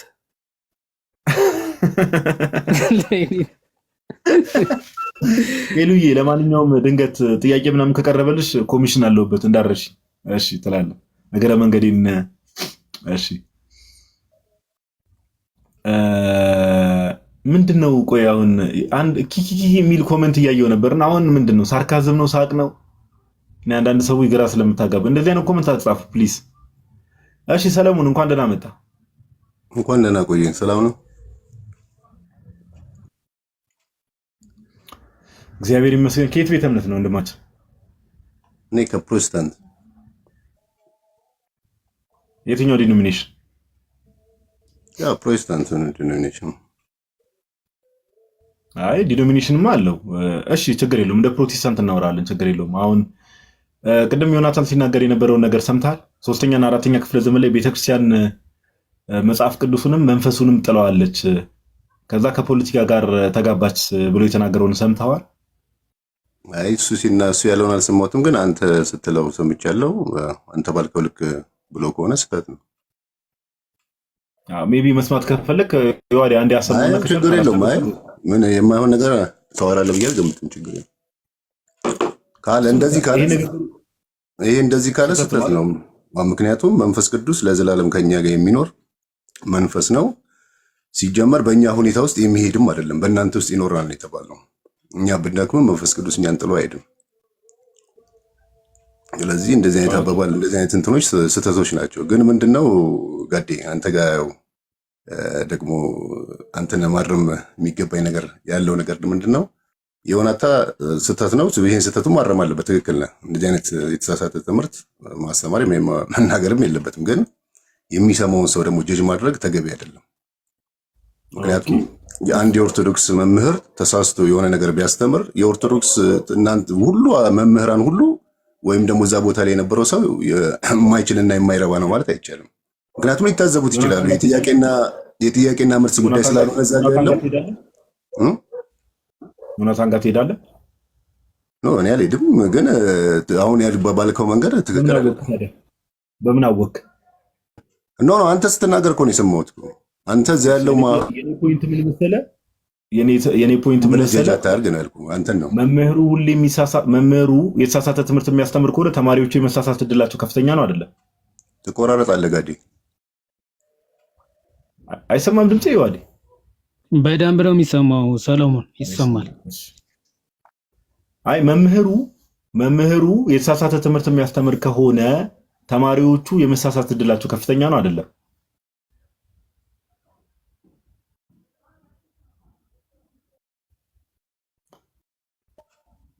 ሰለሞን አለ ጋዴ። አልሰማሁትም። የኔ ኔትወርክ ነው መሰለኝ። አልሰማሁም ጋዴ። ኦኬ የኔ ይሰማል። ያንተ ይሰማኝ። አሁን ጋዲሳም ይሰማኛል። ምን ብሎ ነው? እሺ ምን ብሎ ነው የጠየቀ? አስተማሪው የሚሳሳት ከሆነ ተማሪዎቹ የመሳሳት እድላቸው ከፍተኛ ነው ወይስ አይደለም ነው ጥያቄ። ይሄማ እኮ አልኩህ እኮ ተማሪዎቹ አሁን እንደ እንትናቸው ይለያል። የሚማሩ ሰዎች አዳዲሶች ከሆኑ ለመጽሐፍ ቅዱስ ያላቸው እውቀት አነስተኛ ከሆነ ይሳሳታሉ። ለምን አይሳሳቱም? የነገርካቸውን እኮ የሚቀበሉት እኮ። ግን ደግሞ የበሰሉ ሰዎችና ይህን አንደርስታንድ የሚያደርጉ ሰዎች አሁን ለምሳሌ እኔ ተሳስተዋል አልኩህ። አሁን ከአዲስ አበባ ነገረኝ ነገር ምክንያቱም የአንድ ሰው የፈለገውን ነገር ስለተናገረ አትቀበለውም እኮ እንደ እግዚአብሔር ቃል ትመዝነዋለህ። ለምሳሌ አሁን እኔ ስህተት ያልኩበት መንገድ የራሴን ሀሳብ በመጨመር ሳይሆን እንደ እግዚአብሔር ቃል ነው። የእግዚአብሔር ቃል ላይ ስለ መንፈስ ቅዱስ የሚናገረውን ክፍል መንፈስ ቅዱስ እዛ የሚሄዱት ግን ሰለሞን እዛ የሚሄዱት ግን ከእሱ የእግዚአብሔር ቃል እንማራለን ብለው ነው አይደለ? በትክክል። ስለዚህ እሱ ያስተማራቸውን ይቀበላሉ ማለት ነው። ስህተት መሆኑን ደግሞ ታርማቸዋል። አሁን እነዚህ እሱ ይሄ እንደዚህ ያወጣውን ነገር እናንተ ማነው እስኪ ስህተት ነው ብሎ የተናገራለ? እንዳልከው በሱ ግሩፕ ያሉ ሰዎች እንዳልከው ከካሜራ ጀምሮ ኤዲት ከሚያደርጉት ክፍል ጀምሮ የዚህ እውቀቱ እንደሌላቸው በስነ ስርዓቱ የታየ ነገር ነው።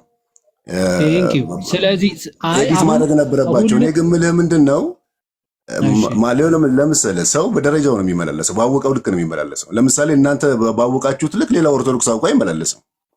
ያ ሰውዬ በደረጃው ባወቀው ልክ መመላለሱን እንደ ድክመት ቆጥረህበት ጀጅ ልታደርገው አትችልም።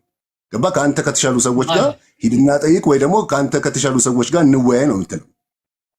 ቆይ እኔ እያልኩ ያለሁት እኮ እሱ ያስተማረውን ትምህርት አሁን ሁሉንም በእውቀት ጀጅ እናደርጋቸዋለን ምናምን እኮ አይደለም ጉዳዩ። እሱ ያስተማረውን ትምህርት ምክንያቱ ጢሞቴዎስን ቅድም ስንጠቅስ ነበረ። የሚያስተምረው ሰው ለሚያስተምረው ትምህርት ጥንቃቄ ማድረግ አለበትም። ምክንያቱ የሚያስተምረው ትምህርት የቀናና ትክክለኛ ከሆነ ራሱ ያድናል፣ የሚሰሙትንም ያድናል ተብሎ ተጽፏል አይደል? እሱ የሚያስተምረው ትምህርት ግን የስህተት ከሆነ ራሱንም የሚሰሙትንም ያስታቸዋል ማለት ነው። ስለዚህ የዮናታን ትምህርት ራሱ ስቷል፣ እሱ ተስማምተናል። የሚሰሙትን ማሳስቷል፣ አላሳሳትም። እሱን እኮ ነው የምልህ። አሁን በይሄኛው ትምህርት ስህተት አለበት። አሁን ሁሉንም ትምህርት ልትል አትችልም። ስህተት ያለበትን ትምህርት ስህተት ትለዋለህ እንዳልከው። መጠንቀቅም አለበት፣ ከዚህ በፊትም መጠንቀቅም አለበት። ከዚህ በፊትም ስጋ እሺ፣ አይ ሌላ ስህተትም የለበትም ስላል አይደለም። ከዚህ በፊት ሌላ እሱ አይደለም ማወራን። አሁን ለምሳሌ ስህተቶችን ስህተት ብለህ ታወጣቸዋለህ። አሁን እነዚህ ስህተቶች ላይ የሚቀጥል ከሆነ እንዳልከው የዛ ቦታ ላይ ሄደው የሚማሩ ሰዎች ከዚህ ሰውዬ እንዳይማሩ በእግዚአብሔር ቃል መሰረት ትመክራቸዋል። አይ አንፈልግም።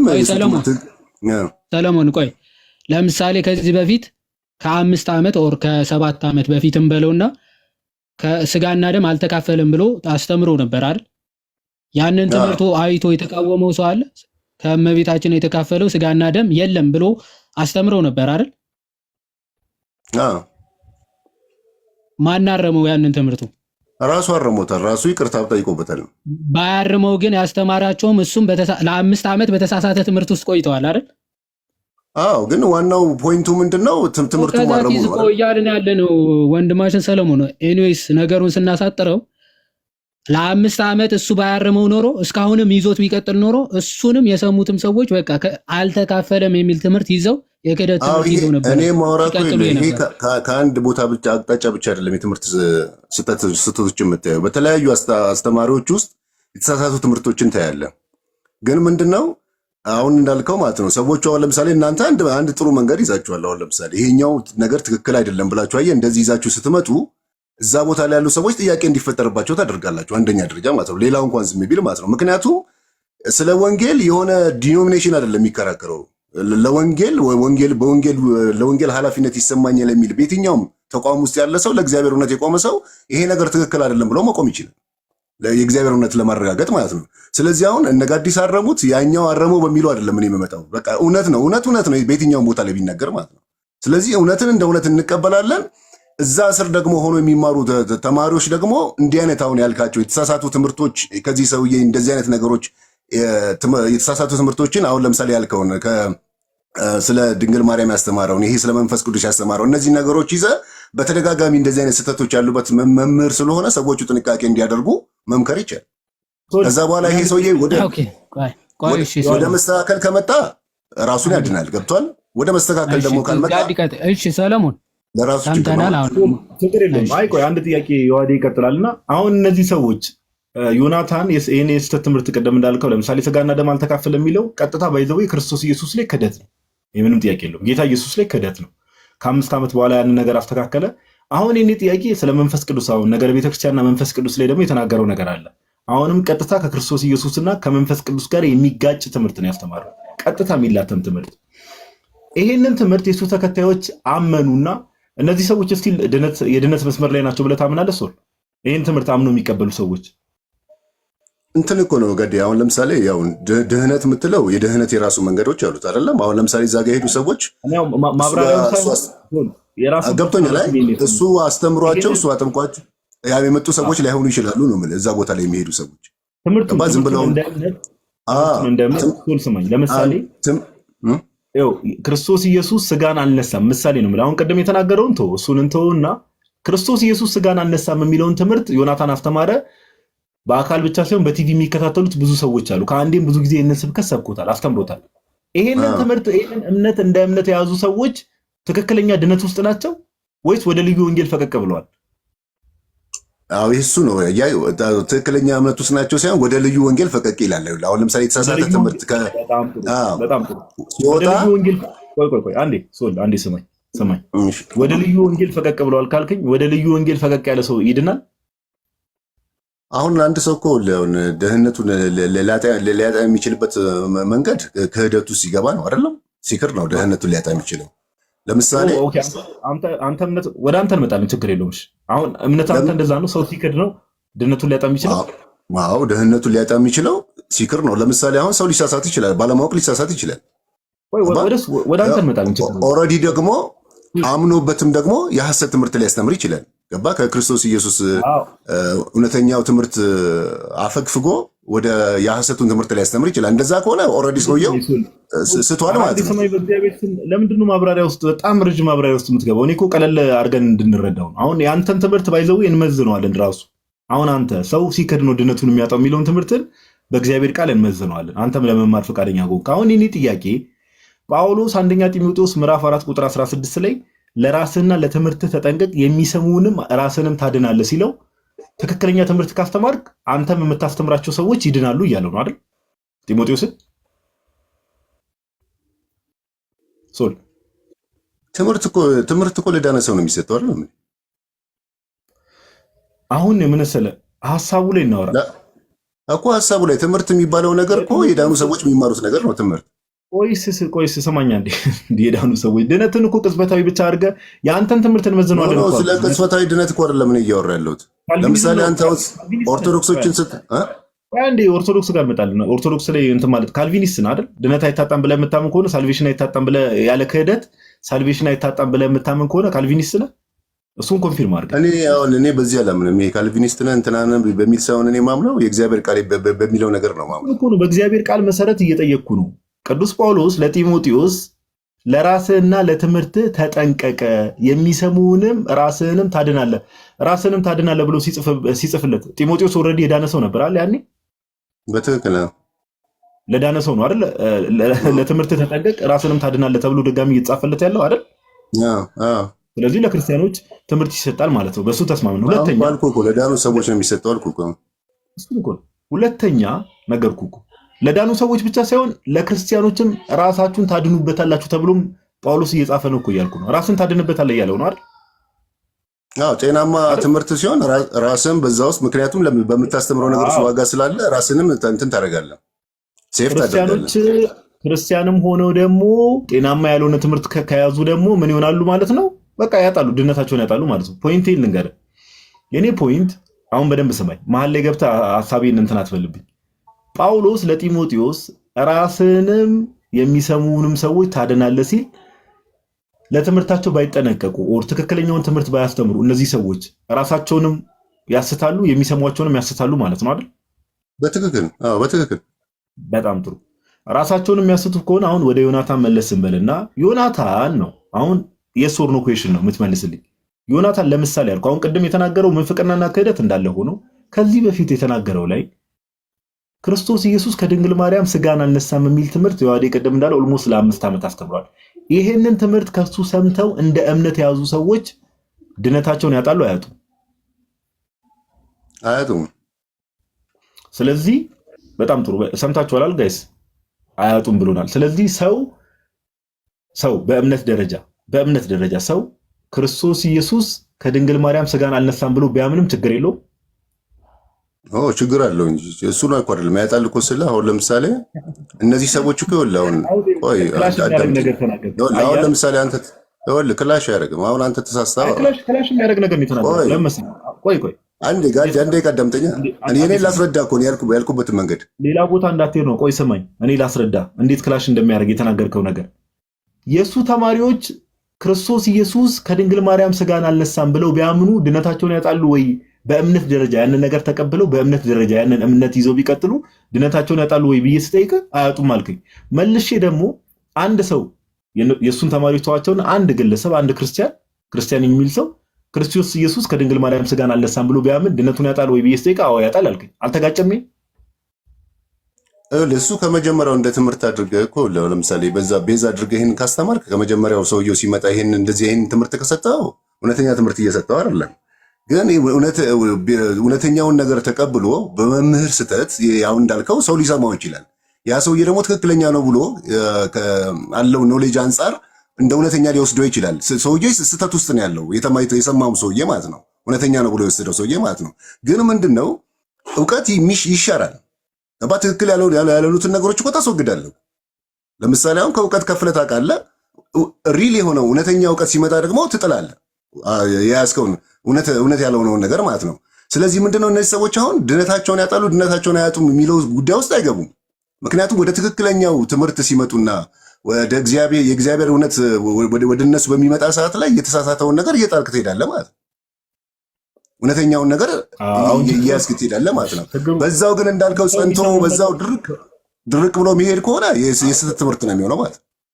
ለዛ ነው ባይዘው ቤተክርስቲያን ያስፈለገችው አንደኛ ጢሞቴዎስ ምዕራፍ 3 ቁጥር 16 ላይ ጳውሎስ 15 ላይ የእውነት አምድና መሰረት ቤተክርስቲያን የእግዚአብሔር እንዴት እንደምትኖር እጽፍልሃለሁ ብሎ የእግዚአብሔር ቤተክርስቲያን ውስጥ ብሎ ያቺን ቤተክርስቲያን የእውነት አምድና መሰረት የተባለችው ለዛ ነው። ቤተክርስቲያን በግለሰቦች ስለማትለካ ቤተክርስቲያን ያስፈለገችው እውነተኛ የጌታ ትምህርት ፕሪዘርቭ አድርጋ ጠብቃ ይዛ የምታስቀጥለው ኦኬ የእውነተኛው ትምህርት ግምጃ ቤት ትባላለች። ኦኬ የእውነተኛው ትምህርት ግምጃ ቤት ቤተክርስቲያን የምትባል ለዛ ነው። አሁን እሱን ሆልድ እናድርገውና እኔ አንድ ጥያቄ ልጠይቅ አንተ በእምነት ደረጃ ሰዎች ከክህደት ውጪ ድነትን አያጡም ብለን የምታስበዋል? አዎ ሰው ልጅ ድህነቱን አያጣም። ኦኬ እሺ አንድ ጥያቄ ልጠይቅና ሜቢ ዋህድ የሚጠይቅ ካለ ወደ አንዳንድ ጥያቄ እንጠይቃለን። ዮሐንስ ወንጌል ምዕራፍ 15 እንዴት ነው የምትረዳው? ቁጥር 2 ዮሐንስ ወንጌል ምዕራፍ 15 ቁጥር 2 ሲያንበውልኝ ጌታ የሚናገረው አንድ ቃል አለ። ዮሐንስ ወንጌል ስለ እንትኑ ነው ስለ እውነተኛ የወይን ግንድ እኔ ነኝ ገበሬውም አባቴ ነው ካለ በኋላ ፍሬ የማያፈራውን በእኔ ያለውን ቅርንጫፍ ሁሉ ያስወግደዋል፣ ፍሬ የሚያፈራውን ሁሉ አብዝቶ እንዲያፈራ ያጠራዋል ይላል። ፍሬ የማያፈራውን በእኔ ያለውን ቅርንጫፍ ሁሉ ያስወግደዋል ይላል አይደል? ምን ያደርገዋል ይላል? አብዝቶ እንዲያፈራ። ፍሬ የሚያፈራውን አይደለም ያልኩት፣ ፍሬ የማያፈራውን በእኔ ያለውን ቅርንጫፍ ሁሉ አባቴ ያስወግደዋል አለ አይደል ጌታ ኢየሱስ አይደል? አዎ ያስወግደዋል ማለት የዘላለም ሕይወትን ማጣት ነው አይደል? ይሄ እኮ ስለ ቤተ ክርስቲያን አይደለም እያወራ ያሉት። ስለ ቤተ ክርስቲያን አለ። እሺ ቆይ ፍሬ የማያፈራውን በእኔ ያለው ቅርንጫፍ የተባለው ማን ነው? አይ ለማን ነው እያወራ ያለው ነው? ኢየሱስ በዛ ሰዓት ላይ እኮ ይሄንን ለማን ነው እያስተማረ ያለው? በእኔ ያለው ቅርንጫፍ የተባለው በእኔ ያለው ቅርንጫፍ የተባለው እዚህ ጋር ማን ነው? እነማን ናቸው? እውነተኛ የወይን ግንድ የሚለውን ሐዋርያ ጳውሎስ ሮሜ ላይ ቁጭ ያድርገዋል። እስራኤሎች እንደሆኑ ማለት ነው። ግንዱ እነሱ እንደሆኑ፣ እኛ ደግሞ ከበረሃ የመጣን ግንዱ ላይ የተጣበቀን ቅርንጫፎች እንደሆነን ይነግረናል እዛ ቦታ ላይ። በጣም ጥሩ። አሁን በእኔ ያለውን ቅርንጫፍ ብሎ ጌታ ኢየሱስ ሲናገር እነዚህ ቅርንጫፎች ማን ናቸው? ይሄውን እኮ ስለ እንትን አይደለም እያወራ። ይህን ካልከማ አሁን ፋላሲ ልትሰራ ነው ማለት ነው። ለምሳሌ አሁን ወደ እኔም አዳምጠኛ፣ ቆይ አዲስ አዳምጠኝ። ለአንድ ነገር ላይ ቆይ መንፈሳዊ ነገር ከመንፈሳዊ ነገር ጋር አስተያየተን መንፈስ እንደሚለን እንናገራለን ነው አይደል የሚለው እግዚአብሔር ቃል። አረ መንፈስ እንደሚለኝ አረኝ ቃሉ እንዴ ወደ እኔ የመጣውን ከእጄ ከቶ ማንም አይነት ቆም ይላል። ይሄን ምን ትለው አሁን ከዚህ ምን እንትን አልኩኝ። አይ ድምጼ ነው ግን ጋዲስ እየረበሽኩ እንዳይመስልህ። ድምጼ በጣም እንትን ነው። ሶሪ ሚውት ላድርገው።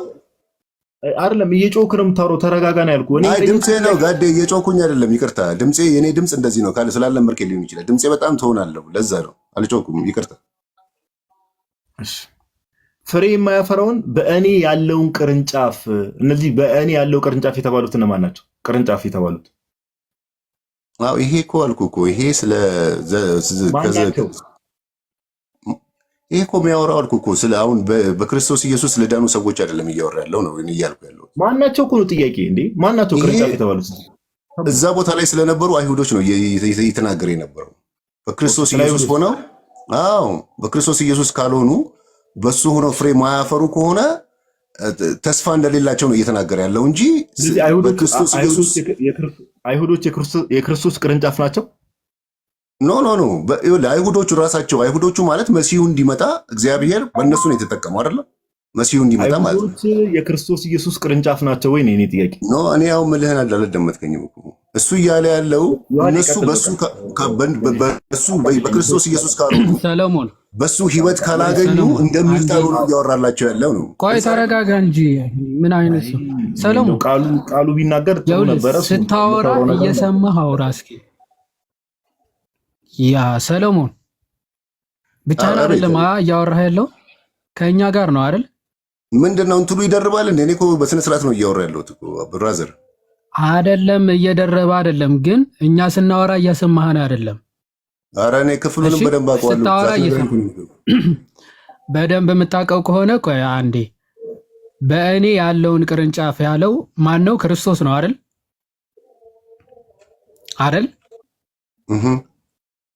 እሺ፣ አይሁዶች በክርስቶስ ናቸው መሆን እንዳለባቸው ነው የሚነግራቸው እኮ እያልኩ እኮ ነው።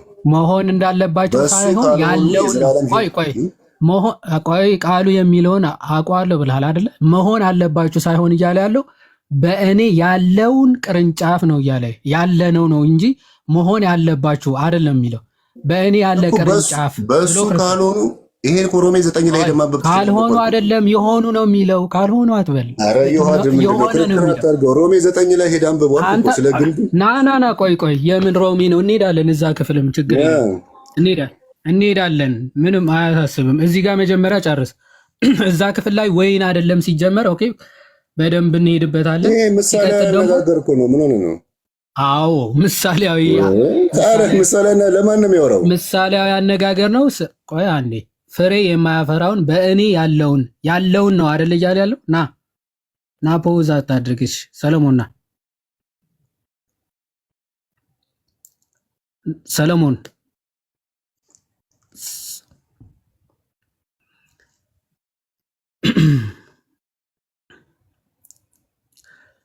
ሰለሞን ና ተመለስ አንዴ። ባይብል እያወጣሁ እኮ ነው፣ እየሰማሁ ነው። ያልኩ ያው አወጣሁልህ እኮ እኔ ያወጣሁት እኮ እንድታየው ነው። ዮሐንስ 15 እሺ፣ ፍሬ የማያፈራውን በእኔ ያለውን ቅርንጫፍ ይላል። በእኔ ያለውን ብሎ ክርስቶስ ተናግሯል። በእርሱ ያለ ነው አይደለ? ይሄ ቅርንጫፍ ቀጥል ሲወርታች በእርሱ ያለ ቅርንጫፍ ነው አይደለም? የምጠይቅህን እየመለስክ ሂድ። ወረታች የደገርኩ እኮ እያወራ ያለው ትምህርት ነው እየሰጣቸው። ሰለሞን የምታዝግ ከሆነ ከዓባ ልክሃለሁ። እሺ ለመግባባትና ለመረዳዳት እያስፈራራኝ ነው እንትን የምትለው ብራዘር። እሺ ትንሽ ዮናታን አስተምረው ትመጣለህ። ከዓባ ሄደህ ቻው። ሰዓት አልተረፈንም። ኦኬ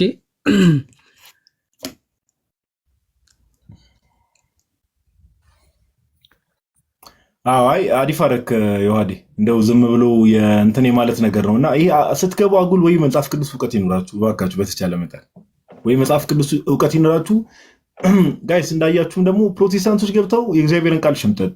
ኦኬ ይሄ በቃ ለዚህ ነው ጌታ ኢየሱስ ክርስቶስን መካድ የሚባለው ይሄ ነው። ጌታ ኢየሱስ በግልጽ አሁን በእኔ ያለውን በሱ ለመኖር እንዲህ ማድረግ አለባቸው ይላል። ጌታ ኢየሱስ ምን ይላል? በእኔ ያለውን ኦልሬዲ ያለ ቅርንጫፍ ነው እያለ ያለው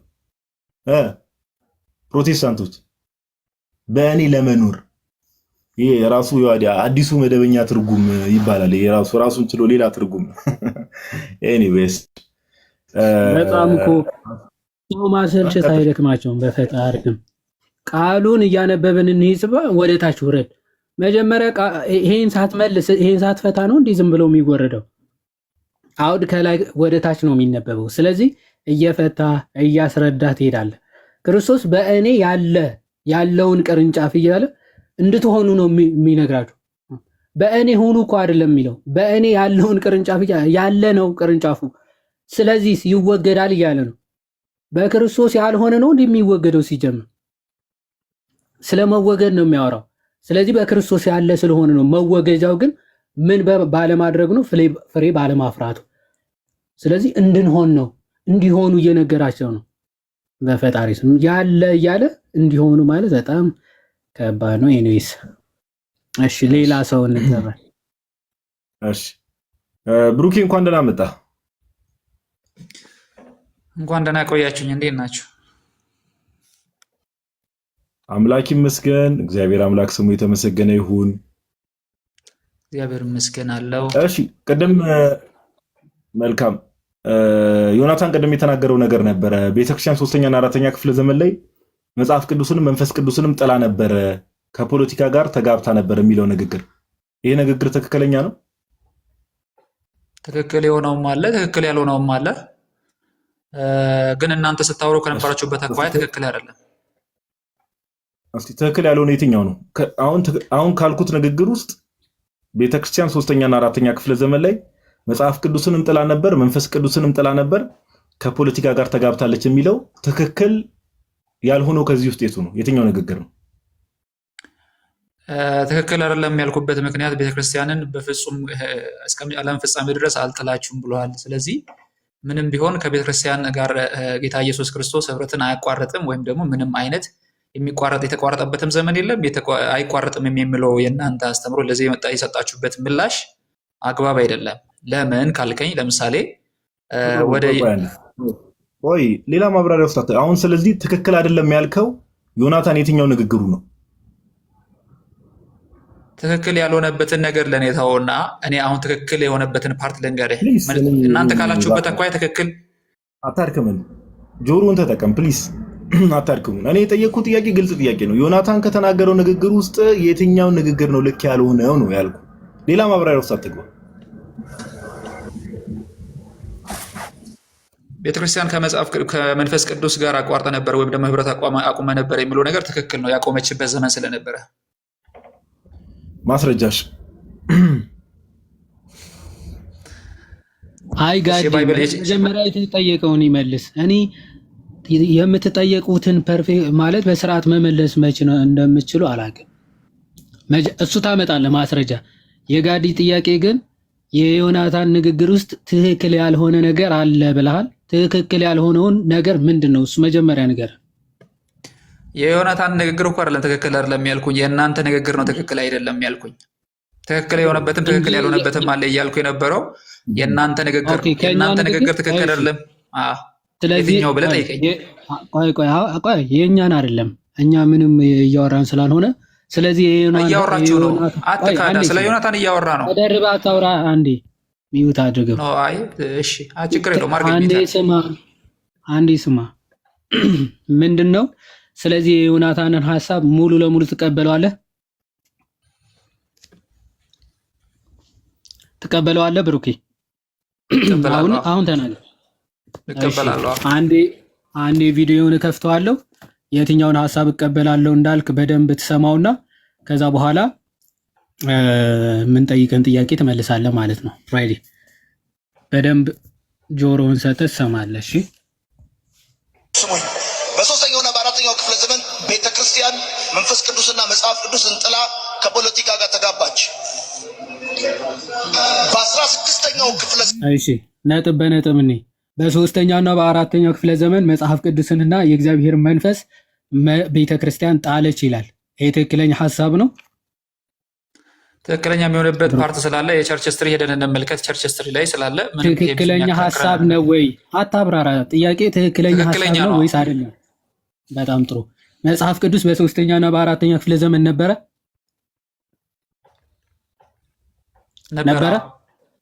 ማስረጃ ክፈት። ቶሎ በል ማስረጃ። ትልቁ ላይ አድርገው አንዴ ጋዲ።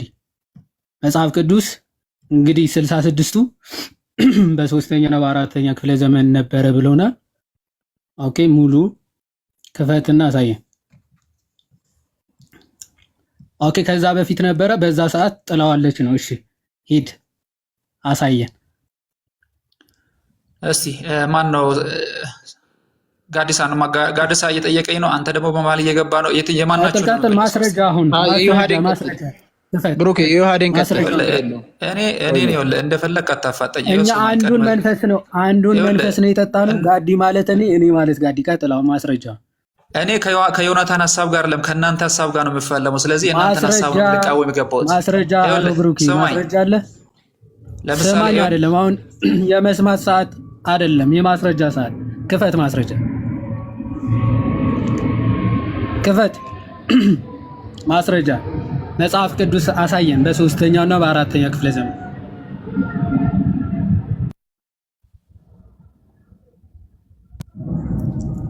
ሚዩት ነህ አንሳ። ሚዩት ነህ። ስትፈልጉ ሚት እያረጋችሁኝ፣ ስትፈልጉ እንደፈለጋችሁ እያረጋችሁ አታዋሩኛ። በስነ ስርዓት እናውራ። አሁን ልታወራ ሳይሆን ማስረጃ ልትከፍት ነው አይደለ? የተስማማ ነው። ምንድን ነው እያወራን የነበረው ሀሳብ? ምክንያቱም አሁን እናንተ የፈለጋችሁበት ወደ መነሻ ሀሳብ እንመለስ። አንዴ አላወራም ስለዛ ጉዳይ፣ ስለ መጀመሪያ ስላወራችሁ ጉዳይ እናውራ። ስለ ዮናታን ማስረጃ የለም። ሚዩት አድርግ። ምን መሰለህ፣ ለምንድን ነው የምትፈሩት? ቆይ አንዴ ብሩኬ አትወጣም። ቆይ አንድ ጥያቄ ቆይ ጋዲ እንዳታስወርደው አንዴ አንድ ጥያቄ የምትፈሩት ይላል ደግሞ እንደዚህ ለመመለስ ራሱ እየተንተባተበ ምክንያቱም ሀሳባችሁን ልጋፈጥ ስለየፈራችሁ ነው። ግልጽ እኮ ነው። በወሬ ነው የምትጋፈጠው። እኛ ወሬ ነገር ማስረጃ ልስጥ ለአንተ ሐሳብ አንተ ለተናገርከው ሐሳብ ፍላና ቆይ ብሩክ ሚውት አድርገው። እኛ ወሬ አንወድም ከይቅርታ ጋር ለወሬውማ የመጽሐፍ ቅዱስ ማስረጃ ልስጥ። አንዴ ተደርባ አታውራ። ቆይ አንዴ ተደርባ አታውራ። እሺ ለወሬው ዮናታን ያወራው ይበቃል። አሁን የማስረጃ ሰዓት ነው። በ3ኛና በ4ኛ ክፍለ ዘመን መጽሐፍ ቅዱስ ተጥሏል፣ መንፈስ ቅዱስ ተጥሏል ብላል። ለዛ መጀመሪያ ከ3ኛና ከ4ኛ ክፍለ ዘመን በፊት መጽሐፍ ቅዱስ መኖሩ ከዛ ደግሞ 3ኛና 4ኛ ክፍለ ዘመን ደግሞ መጣሉን ማስረጃ ነበር ያልኩ። አለህ የለ ማስረጃ አለ? እሺ በስነ ስርዓት አውሩኝ። እንደፈለጋችሁ የምትያረጋችሁኝ እንደፈለጋችሁ አታርጉኝ። አናረግም። ማስረጃ አለህ የለም ብሩኬ? ምክንያቱም አሁንም ማስረጃ እያላችሁ ትጠይቁኛላችሁ። ሌላ ነገር እያወራችሁ ወደ መጀመሪያው ሐሳብ ለምን ነው ሐሳባችሁን የምትሸሹት? የራሳችሁን ሐሳብ አትሽሹ። መጽሐፍ ቅዱስ ላይ የምጠይቅን ካልመለስክ ባይዘው የምጠይቅን ማትመልስ ከሆነ ያንተ አቤቱታ ለመስማት አልገባንም ከይቅርታ ጋር ኦኬ። ከፈራ አስወረደኝ። ማድረግ ትችላለህ። ከፈራ በቃ ርዕሱን አላነበበም እንደ ይሄ ሰውዬ ወደ ካባ ልክ ያለው አስወረደኝ አላለም። ማስረጃ ባይዘወይ መጀመሪያ እኮ ለመመለስ በጣም ቸኩለው አዎ ተጥሏል ትክክለኛ ሐሳብ ነው አለ። ማስረጃ ሲባል እኔ ይሄንን ሐሳብ መጀመሪያ ስታወሩበት የነበረው ነው ማወራው። በቃ አይዞ ማስረጃ ነው የሚያስፈልገን። ባይዘወይ ለሐሜቱ ማንም ተነስቶ ሊያማ ይችላል። ለወሬው ማስረጃ የሚጠይቅ በሌለበት አካል ሁሉም ከፍቶ በይዞ ሊያወራ ይችላል። ኦርቶዶክሳውያን ፊት ስትመጡ ግን የእናንተ አርቲጎርቲ ወሬ ማንም ጆሮውን ሰጥቶ የሚሰማ የለም። ሁሉም በማስረጃ ነው። እኛንም ጠይቁን፣ በማስረጃ እናወራለን። እናንተም ስትጠየቁ ማስረጃ ይዛችሁ ነው። በእናታችሁ ለማልቀስ እንዳትገቡ ኦኬ። ቤታችሁ ከፍታችሁ አልቅሱ፣ እኛ ሀዘን እንደርሳችኋለን ለማልቀሱ። አሁን የትምህርት ሰዓት ስለሆነ ከይቅርታ ጋር እንትን ይሄ ብሩክ የሚባል ልጅ ወይ ሲገባ ሁሌ ተጨምቆ እንደወጣ አዲሱ ዳኒ በፊት ትዝ ይላል። ዳኒ ባላበው ይዋዲ አዲሱ ዳኒ በለው በቃ ይገባል። ማስረጃ የለውም። ይጨመቃል እና እንደው ዝም ብላችሁ በድፍረት አትግቡ ፕሊዝ። በቃ የሆነን ግለሰብ እንትን ለማለት ብላችሁ አትግቡ። በቃ ለእግዚአብሔር ቃል ታመኑ። ኦኬ ልክ ያልሆነው ነገር ልክ አይደለም በሉ እና ለእግዚአብሔር ቃል ታመኑ። በቃ አሁን እንደው ቸርች ሂስትሪ ደግሞ እንመልከት ይላል። አሁን እንዴ መንፈስ ቅዱስ ተጥሏል የሚለው ነገር እንደው ማስረጃ አይደለም ማለት ነው። እንዲህ ሽታ አታመጣ ሽታ እስቲ እንደው አለማወቅ ድንገት ልብህን እንኳን ድንገት ከከነከነ ብለን ነው። ኦኬ አለማወቅ ልብህን ትንሽ ወጋ ካረገ እና ሌሎች ፔንቱ እሺ ቆይ እስቲ ፓስተር ቆይ አንዴ እሺ ባይዘው የትኛውም ፕሮቴስታንት የትኛውም ዲኖሚኔሽን መግባት ይችላል። ናገባ ጸጋ የምትባል ስጋ ያለው መኩ እንዴት ነው? ምንድነው የሚያለቃቅሱብን በእናትህ ጌታ ይገርመኛል። ሰላም ብያቸዋለሁ። ለማንኛውም ዮሐዴ ጋዲ ሁላችሁ ቅድም በኔትወርክ እምቢ ብሎኝ ነበረና 1700 ሁላችሁም ሰላም ብያቸዋለሁ። ሚኪን አስገባ። ሚኪ ቤተኛ ነው እኮ ሚኪ በፊት እንግዲህ አንዳንድ ደና ስለምትሉኝ ነው። እንዴት ናችሁ? እንዳጋጠሙ አላውቅም። ሚኪ እንዴት ነህ? ሰላም ነው ጋዲዬ መኩ ሁላችሁም እንዴት ናችሁ? ይመስገን። በሶስተኛው መጽሐፍ ቅዱስ አልነበረም እንዴ ጋዲዬ? በሶስተኛው ሴንቸሪ ኦኬ። አሁን እሱ ላይ ለማውራት ዮሐንስ ስላነሳው ነው 27 አይ እሷን ለማረም ብዬ ነው 27 የአዲስ ኪዳን መጽሐፍ። እሺ ከእኔ ጋር እንቀጥል። በዮናታን ሐሳብ ትስማማለህ? መጀመሪያ ሚኪ አሁን የሰማሁት እስማማለሁ። ምክንያቱም ቤተክርስቲያን እስማማለሁ ባጭሩ። በጣም ጥሩ። ስለዚህ 3ኛውና 4ኛው ክፍለ ዘመን ላይ መጽሐፍ ቅዱስንም ተጥሏል። ኦኬ ከዛ ደግሞ መንፈስ ቅዱስም ተጥሏል ብለህ ታምናለህ ማለት ነው አይደል? እሺ ላስተካክል። አሁን ኦኬ መጀመሪያ ሙሉ ለሙሉ ምን ታስተካክለኛለህ? ዮናታን የተናገረውን እኮ ነው የተናገረው። አይ አንተ እኔ ያልኩትን ላስተካክል ነው ያልኩ። ሙሉ ለሙሉ ሳይሆን በከፊል ተጥሏል ብዬ ነው ማምነው። ምክንያቱም ብዙ የመጽሐፍ ቅዱስ ሐሳቦች ቀጥለዋል ኦፍ ኮርስ እስካሁንም። ነገር ግን በከፊል ግን በ3ኛውና በ4ኛው ለምሳሌ የቅዱሳን ምልጃ፣ ወደ ቅዱሳን መጸለይ፣ ወደ ስዕል መጸለይ የመሳሰሉት የተጨመሩ መጽሐፍ ቅዱሳዊ ያልሆኑ ሀሳቦች ገብተዋል። እሱ እንመጣለን። ቆይ እሱ ጋር ተረጋጋና መጀመሪያ መንፈስ ቅዱስና የእግዚአብሔር ቃል ተጥሏል ብለህ ታምናለህ አታምንም? በሶስተኛ ነው በአራተኛ ክፍለ ዘመን በከፊል እሱ ሙሉ ለሙሉ ተጥሏል ማለት መንፈስ ቅዱስ ከፍሎ ነው የጣለው። ምንድን ነው ተከፍሎ ነው የተጣለው? አይ በከፊል የመጽሐፍ ቅዱስ ሀሳብ ተጥሏል። ሙሉ ለሙሉ መንፈስ ቅዱስም በከፊሉ ተጥሏል ነው። መንፈስ ቅዱስ በከፊል ሊባል አይችልም። በእርግጥ መንፈስ ቅዱስ አምላክ ስለሆነ ሊከፋፈል አይችልም። ግን የመንፈስ ቅዱስ ሀሳብ ተጥሏል ብዬ ነው ማምነው። በከፊል በተወሰነ ደረጃ ገብተዋል ሀሳቤን አግኝተህ። ስለዚህ መንፈስ ቅዱስም በከፊል የእግዚአብሔር ቃልም በከፊል ተጥሎ ነበረ ነው። አዎ እሺ፣ እንደዛ ብለው ሰዶች። እሺ መንፈስ ቅዱስ በከፊል ስለዚህ ሙሉ ለሙሉ መጽሐፍ ቅዱስንም የእግዚአብሔር መንፈስንም ጥላ ከፖለቲካ ጋር ተጋባች ነው የሚለው። ስለዚህ ይሄ ትክክል አይደለም ማለት ነው። ትክክል ነው። ሙሉ ለሙሉ የሚለው ትክክል አይደለም። ሶሪ፣ ሙሉ ለሙሉ የሚለው ትክክል አይደለም። ስለዚህ አንተ ደግሞ በከፊል ነው፣ ግማሽ ግማሽ ነው ማለት ነው። የት አካባቢ ነበረ የተጣለው? የት አካባቢ ነበረ ያልተጣለው? በአካባቢ ለምሳሌ ሙሉ ኒቅያ ጉባኤ ላይ ተሰብስበው ነበር አይደለ? ኢኩሜኒካል በዓለም አቀፍ ደረጃ የነበረችው ቤተክርስቲያን ተሰብስባ ነበር። ኒቅያ ጉባኤ 325 ላይ ማለት ነው። እዚህ ጉባኤ ላይ የነበረችው ቤተክርስቲያን ግማሹን የእግዚአብሔር ቃል የጣለች፣ ግማሹን ደግሞ ያነሳች ነች። ግማሹን መንፈስ የጣለች፣ ግማሹም የእግዚአብሔር ቃል የጣለች ነች።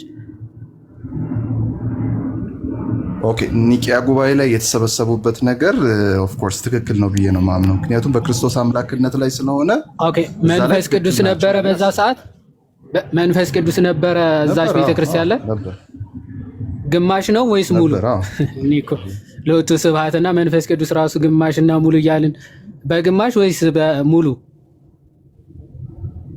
እሺ፣ መንፈስ ቅዱስ ይኸውልህ ሁልጊዜም ከአማኞች ጋር ይኖራል። የኔን ሀሳብ ከተረዳችሁኝ። ግን በሙሉ ወይስ በግማሽ? አንተ እኮ ሚኪ የምጠይቀን እኮ ከሰማኸኝ እኮ ሀሳቤን ታገኘዋለሽ። እኔ የምጠይቀን ነው። ምክንያቱም ከአንተ የሰማነው ሀሳብ አለ። በግማሽ መንፈስ በግማሽ ቃል ነበረች የሚል ሀሳብ ስላነሳ በኒቅያ ጉባኤ ላይ በነበረችው ቤተክርስቲያን ላይ የነበረው የእግዚአብሔር መንፈስ በግማሽ ነው ወይስ በሙሉ?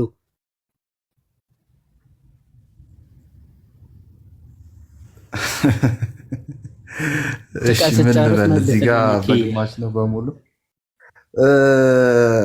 ኦኬ፣ ምንድነው በዚህ በኒቅያ ጉባኤ ላይ በደነገጉት ድንጋጌ ላይ ባወጡት ክሪድ ላይ ሙሉ ለሙሉ መንፈስ ቅዱስ አብሯቸው ነበረ ብዬ ነው ማምነው። ስለዚህ የእግዚአብሔር መንፈስ በኒቅያ ጉባኤ ነበረ በኒቅያ ጉባኤ ብዬ አምናለሁ። ስለዚህ ስህተት ነው ማለት ነው። ይሄ ግማሽ ግማሽ የሚለው ያንተም ስህተት ሆነ ማለት ነው አይደል? ግን ደግሞ መጽሐፍ ቅዱሳዊ ያልሆኑም አንዳንድ ሀሳቦች ስለነበሩ ብዬ ስለማመን ለዛ የመንፈስ ቅዱስ በኒቅያ ላይ መንፈስ ቅዱስ በምልአት ነበር አልከኝ እኮ አሁን። ኒቅያ ላይማ መንፈስ ቅዱስ እንትን ብሏል። አሁን በእኛም ብትወስደው አንዳንዴ እኮ እንደ ክርስቲያን እኮ ኒቅያ ላይ ሙሉ በሙሉ የእግዚአብሔር ቆይ አንዴ ወደዚህ ወደኛ አትምጣ። ቆይ መጀመሪያ ኒቅያ ላይ እንጨርስና ኒቅያ ጉባኤ ላይ ሙሉ ለሙሉ መንፈስ ቅዱስ ከነበረ ከመቼ ወዲህ ነው ግማሽ ግማሽ መሆን የጀመረው? ከዛ በኋላ ነው? ከኒቅያ ጉባኤ በኋላ እኮ እቺ አንድ ሴንቴንስ አስጨርሰኝ ሀሳቤ እንድታገኝ ራሴን ያሳመመኝ ልጅ መቼ ያስወራችሁኝ ጋድዬ? እኔ ማለት ሀሳቤን አላገኛችሁትኝም እኮ። ምኑን ታወራዋለህ? እንዳለ እኮ ፍርፍርና ፓስታ ሀፋፍ የምታዝ እኮ ነው የሚመስለው። ግማሽ ግማሽ ብለህ ጨረስከው። ምኑን ታወራለህ? እንደሱ ለማለት ሳይሆን ይኸውልህ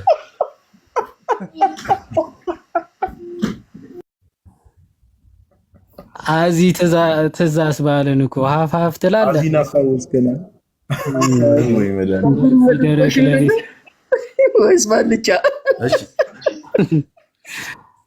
እኔ እውነት ባይዞ አንዳንዴ ከእንትኖች ጋር ማውራት ጆሮም ያቆሽሻል ምናምን አይነት ነው። ሀሳቤ ምንድነው መሰላችሁ? እሺ አውራ እንደ ቤተ እስቲ ክርስቲያን እንስማ። ሙሉ ለሙሉ መንፈስ ቅዱስ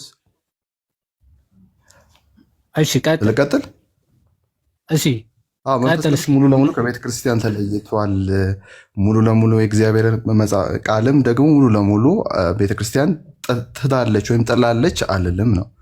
ነገር ግን አንዳንድ ከጊዜው ከነበሩ ፖለቲካዊ አስተሳሰቦች ወይም ከግሪኮች ጋር ከሮማውያን ጋር እንደመኖሯ ቤተክርስቲያን አንዳንድ ባዕዳዊ የሆኑ አስተምሮች ግን ተቀላቅለው ለዘመናት ቀጥለዋል ብዬ ስለማምን ነው በከፊል ያልኩ። እሺ መቼ ነው መቀላቀል የጀመረው? መቼ ነው መቀላቀል የጀመረው? ኒቂያ ጉባኤ ላይ በነበራት አቋም ግን ሙሉ ለሙሉ ከመንፈስ ቅዱስ ነው ብዬ አምናለሁ። ነገር ግን አንዳንድ አስተምሮች መጽሐፍ ቅዱሳዊ ያልነበሩ አስተምሮች ተቀላቅለዋል ቤተክርስቲያን ላይ ከ4ኛው ክፍለ ዘመን በኋላ። ኧረ በፈጣሪ ይሄ ነው። ምንድነው? ኔትወርካቸው አውቀው ነው ወይስ እየሰሙን አይደል? ነው ዮናታን በቃ ተሳስቷል ማለት እኮ ቀላል ነው። 4-5 ቃላት ነው አለቀ። ምን ያስፈራል? አሁን የተናገራቸውንም ነገሮች እንደው አሁን ለተናገራቸው ነገሮችም አሁን ራሱ ለተናገረው ነገር ራሱ እያንዳንዱ ነገር ማስረጃ ብንጠይቀው ምንም ማስረጃ የማያመጣባቸው ነገሮች ነው እየተናገረ ያለው። እንደው ዝም ብሎ መዳረቅ እንዳይሆን በሚለው ነው እንጂ አሁን ይሄ ቅዱሳን አማላጅነት ምናምን ያለው ነገር ከዚህ በፊት ሚኪ እኔ እናንተ አውርተን እናውቃለን በሰፊው። በዚህ ጉዳይ ብዙ ጊዜ ያነሳለሁ ነው። ያው ትክክለኛ ከመጀመሪያው ክፍለ ዘመን ጀምሮ ያለ ነገር መሆኑን እኔ አንድ ጥያቄ ከዚህ በፊት ጠይቄክ ነበረ ትዝ የሚልህ ከሆነ አሁን እዚህ ሀሳብ ላይ ባልገባም ግን አንድ ጥያቄ እንደው እግረ መንገዴ ልጠይቅ። አሁንም ድንገት ማስተዋል የምትችል ከሆነና እንትን የምትል ከሆነ የቅዱሳን አማላጅነት ወይ ደግሞ የቅዱሳንን እርዳታ መጠየቅ ወይ የቅዱሳንን እርዳታ መጠየቅ ምንፍቅና ነው ብሎ ያስተማረ አባት አለ?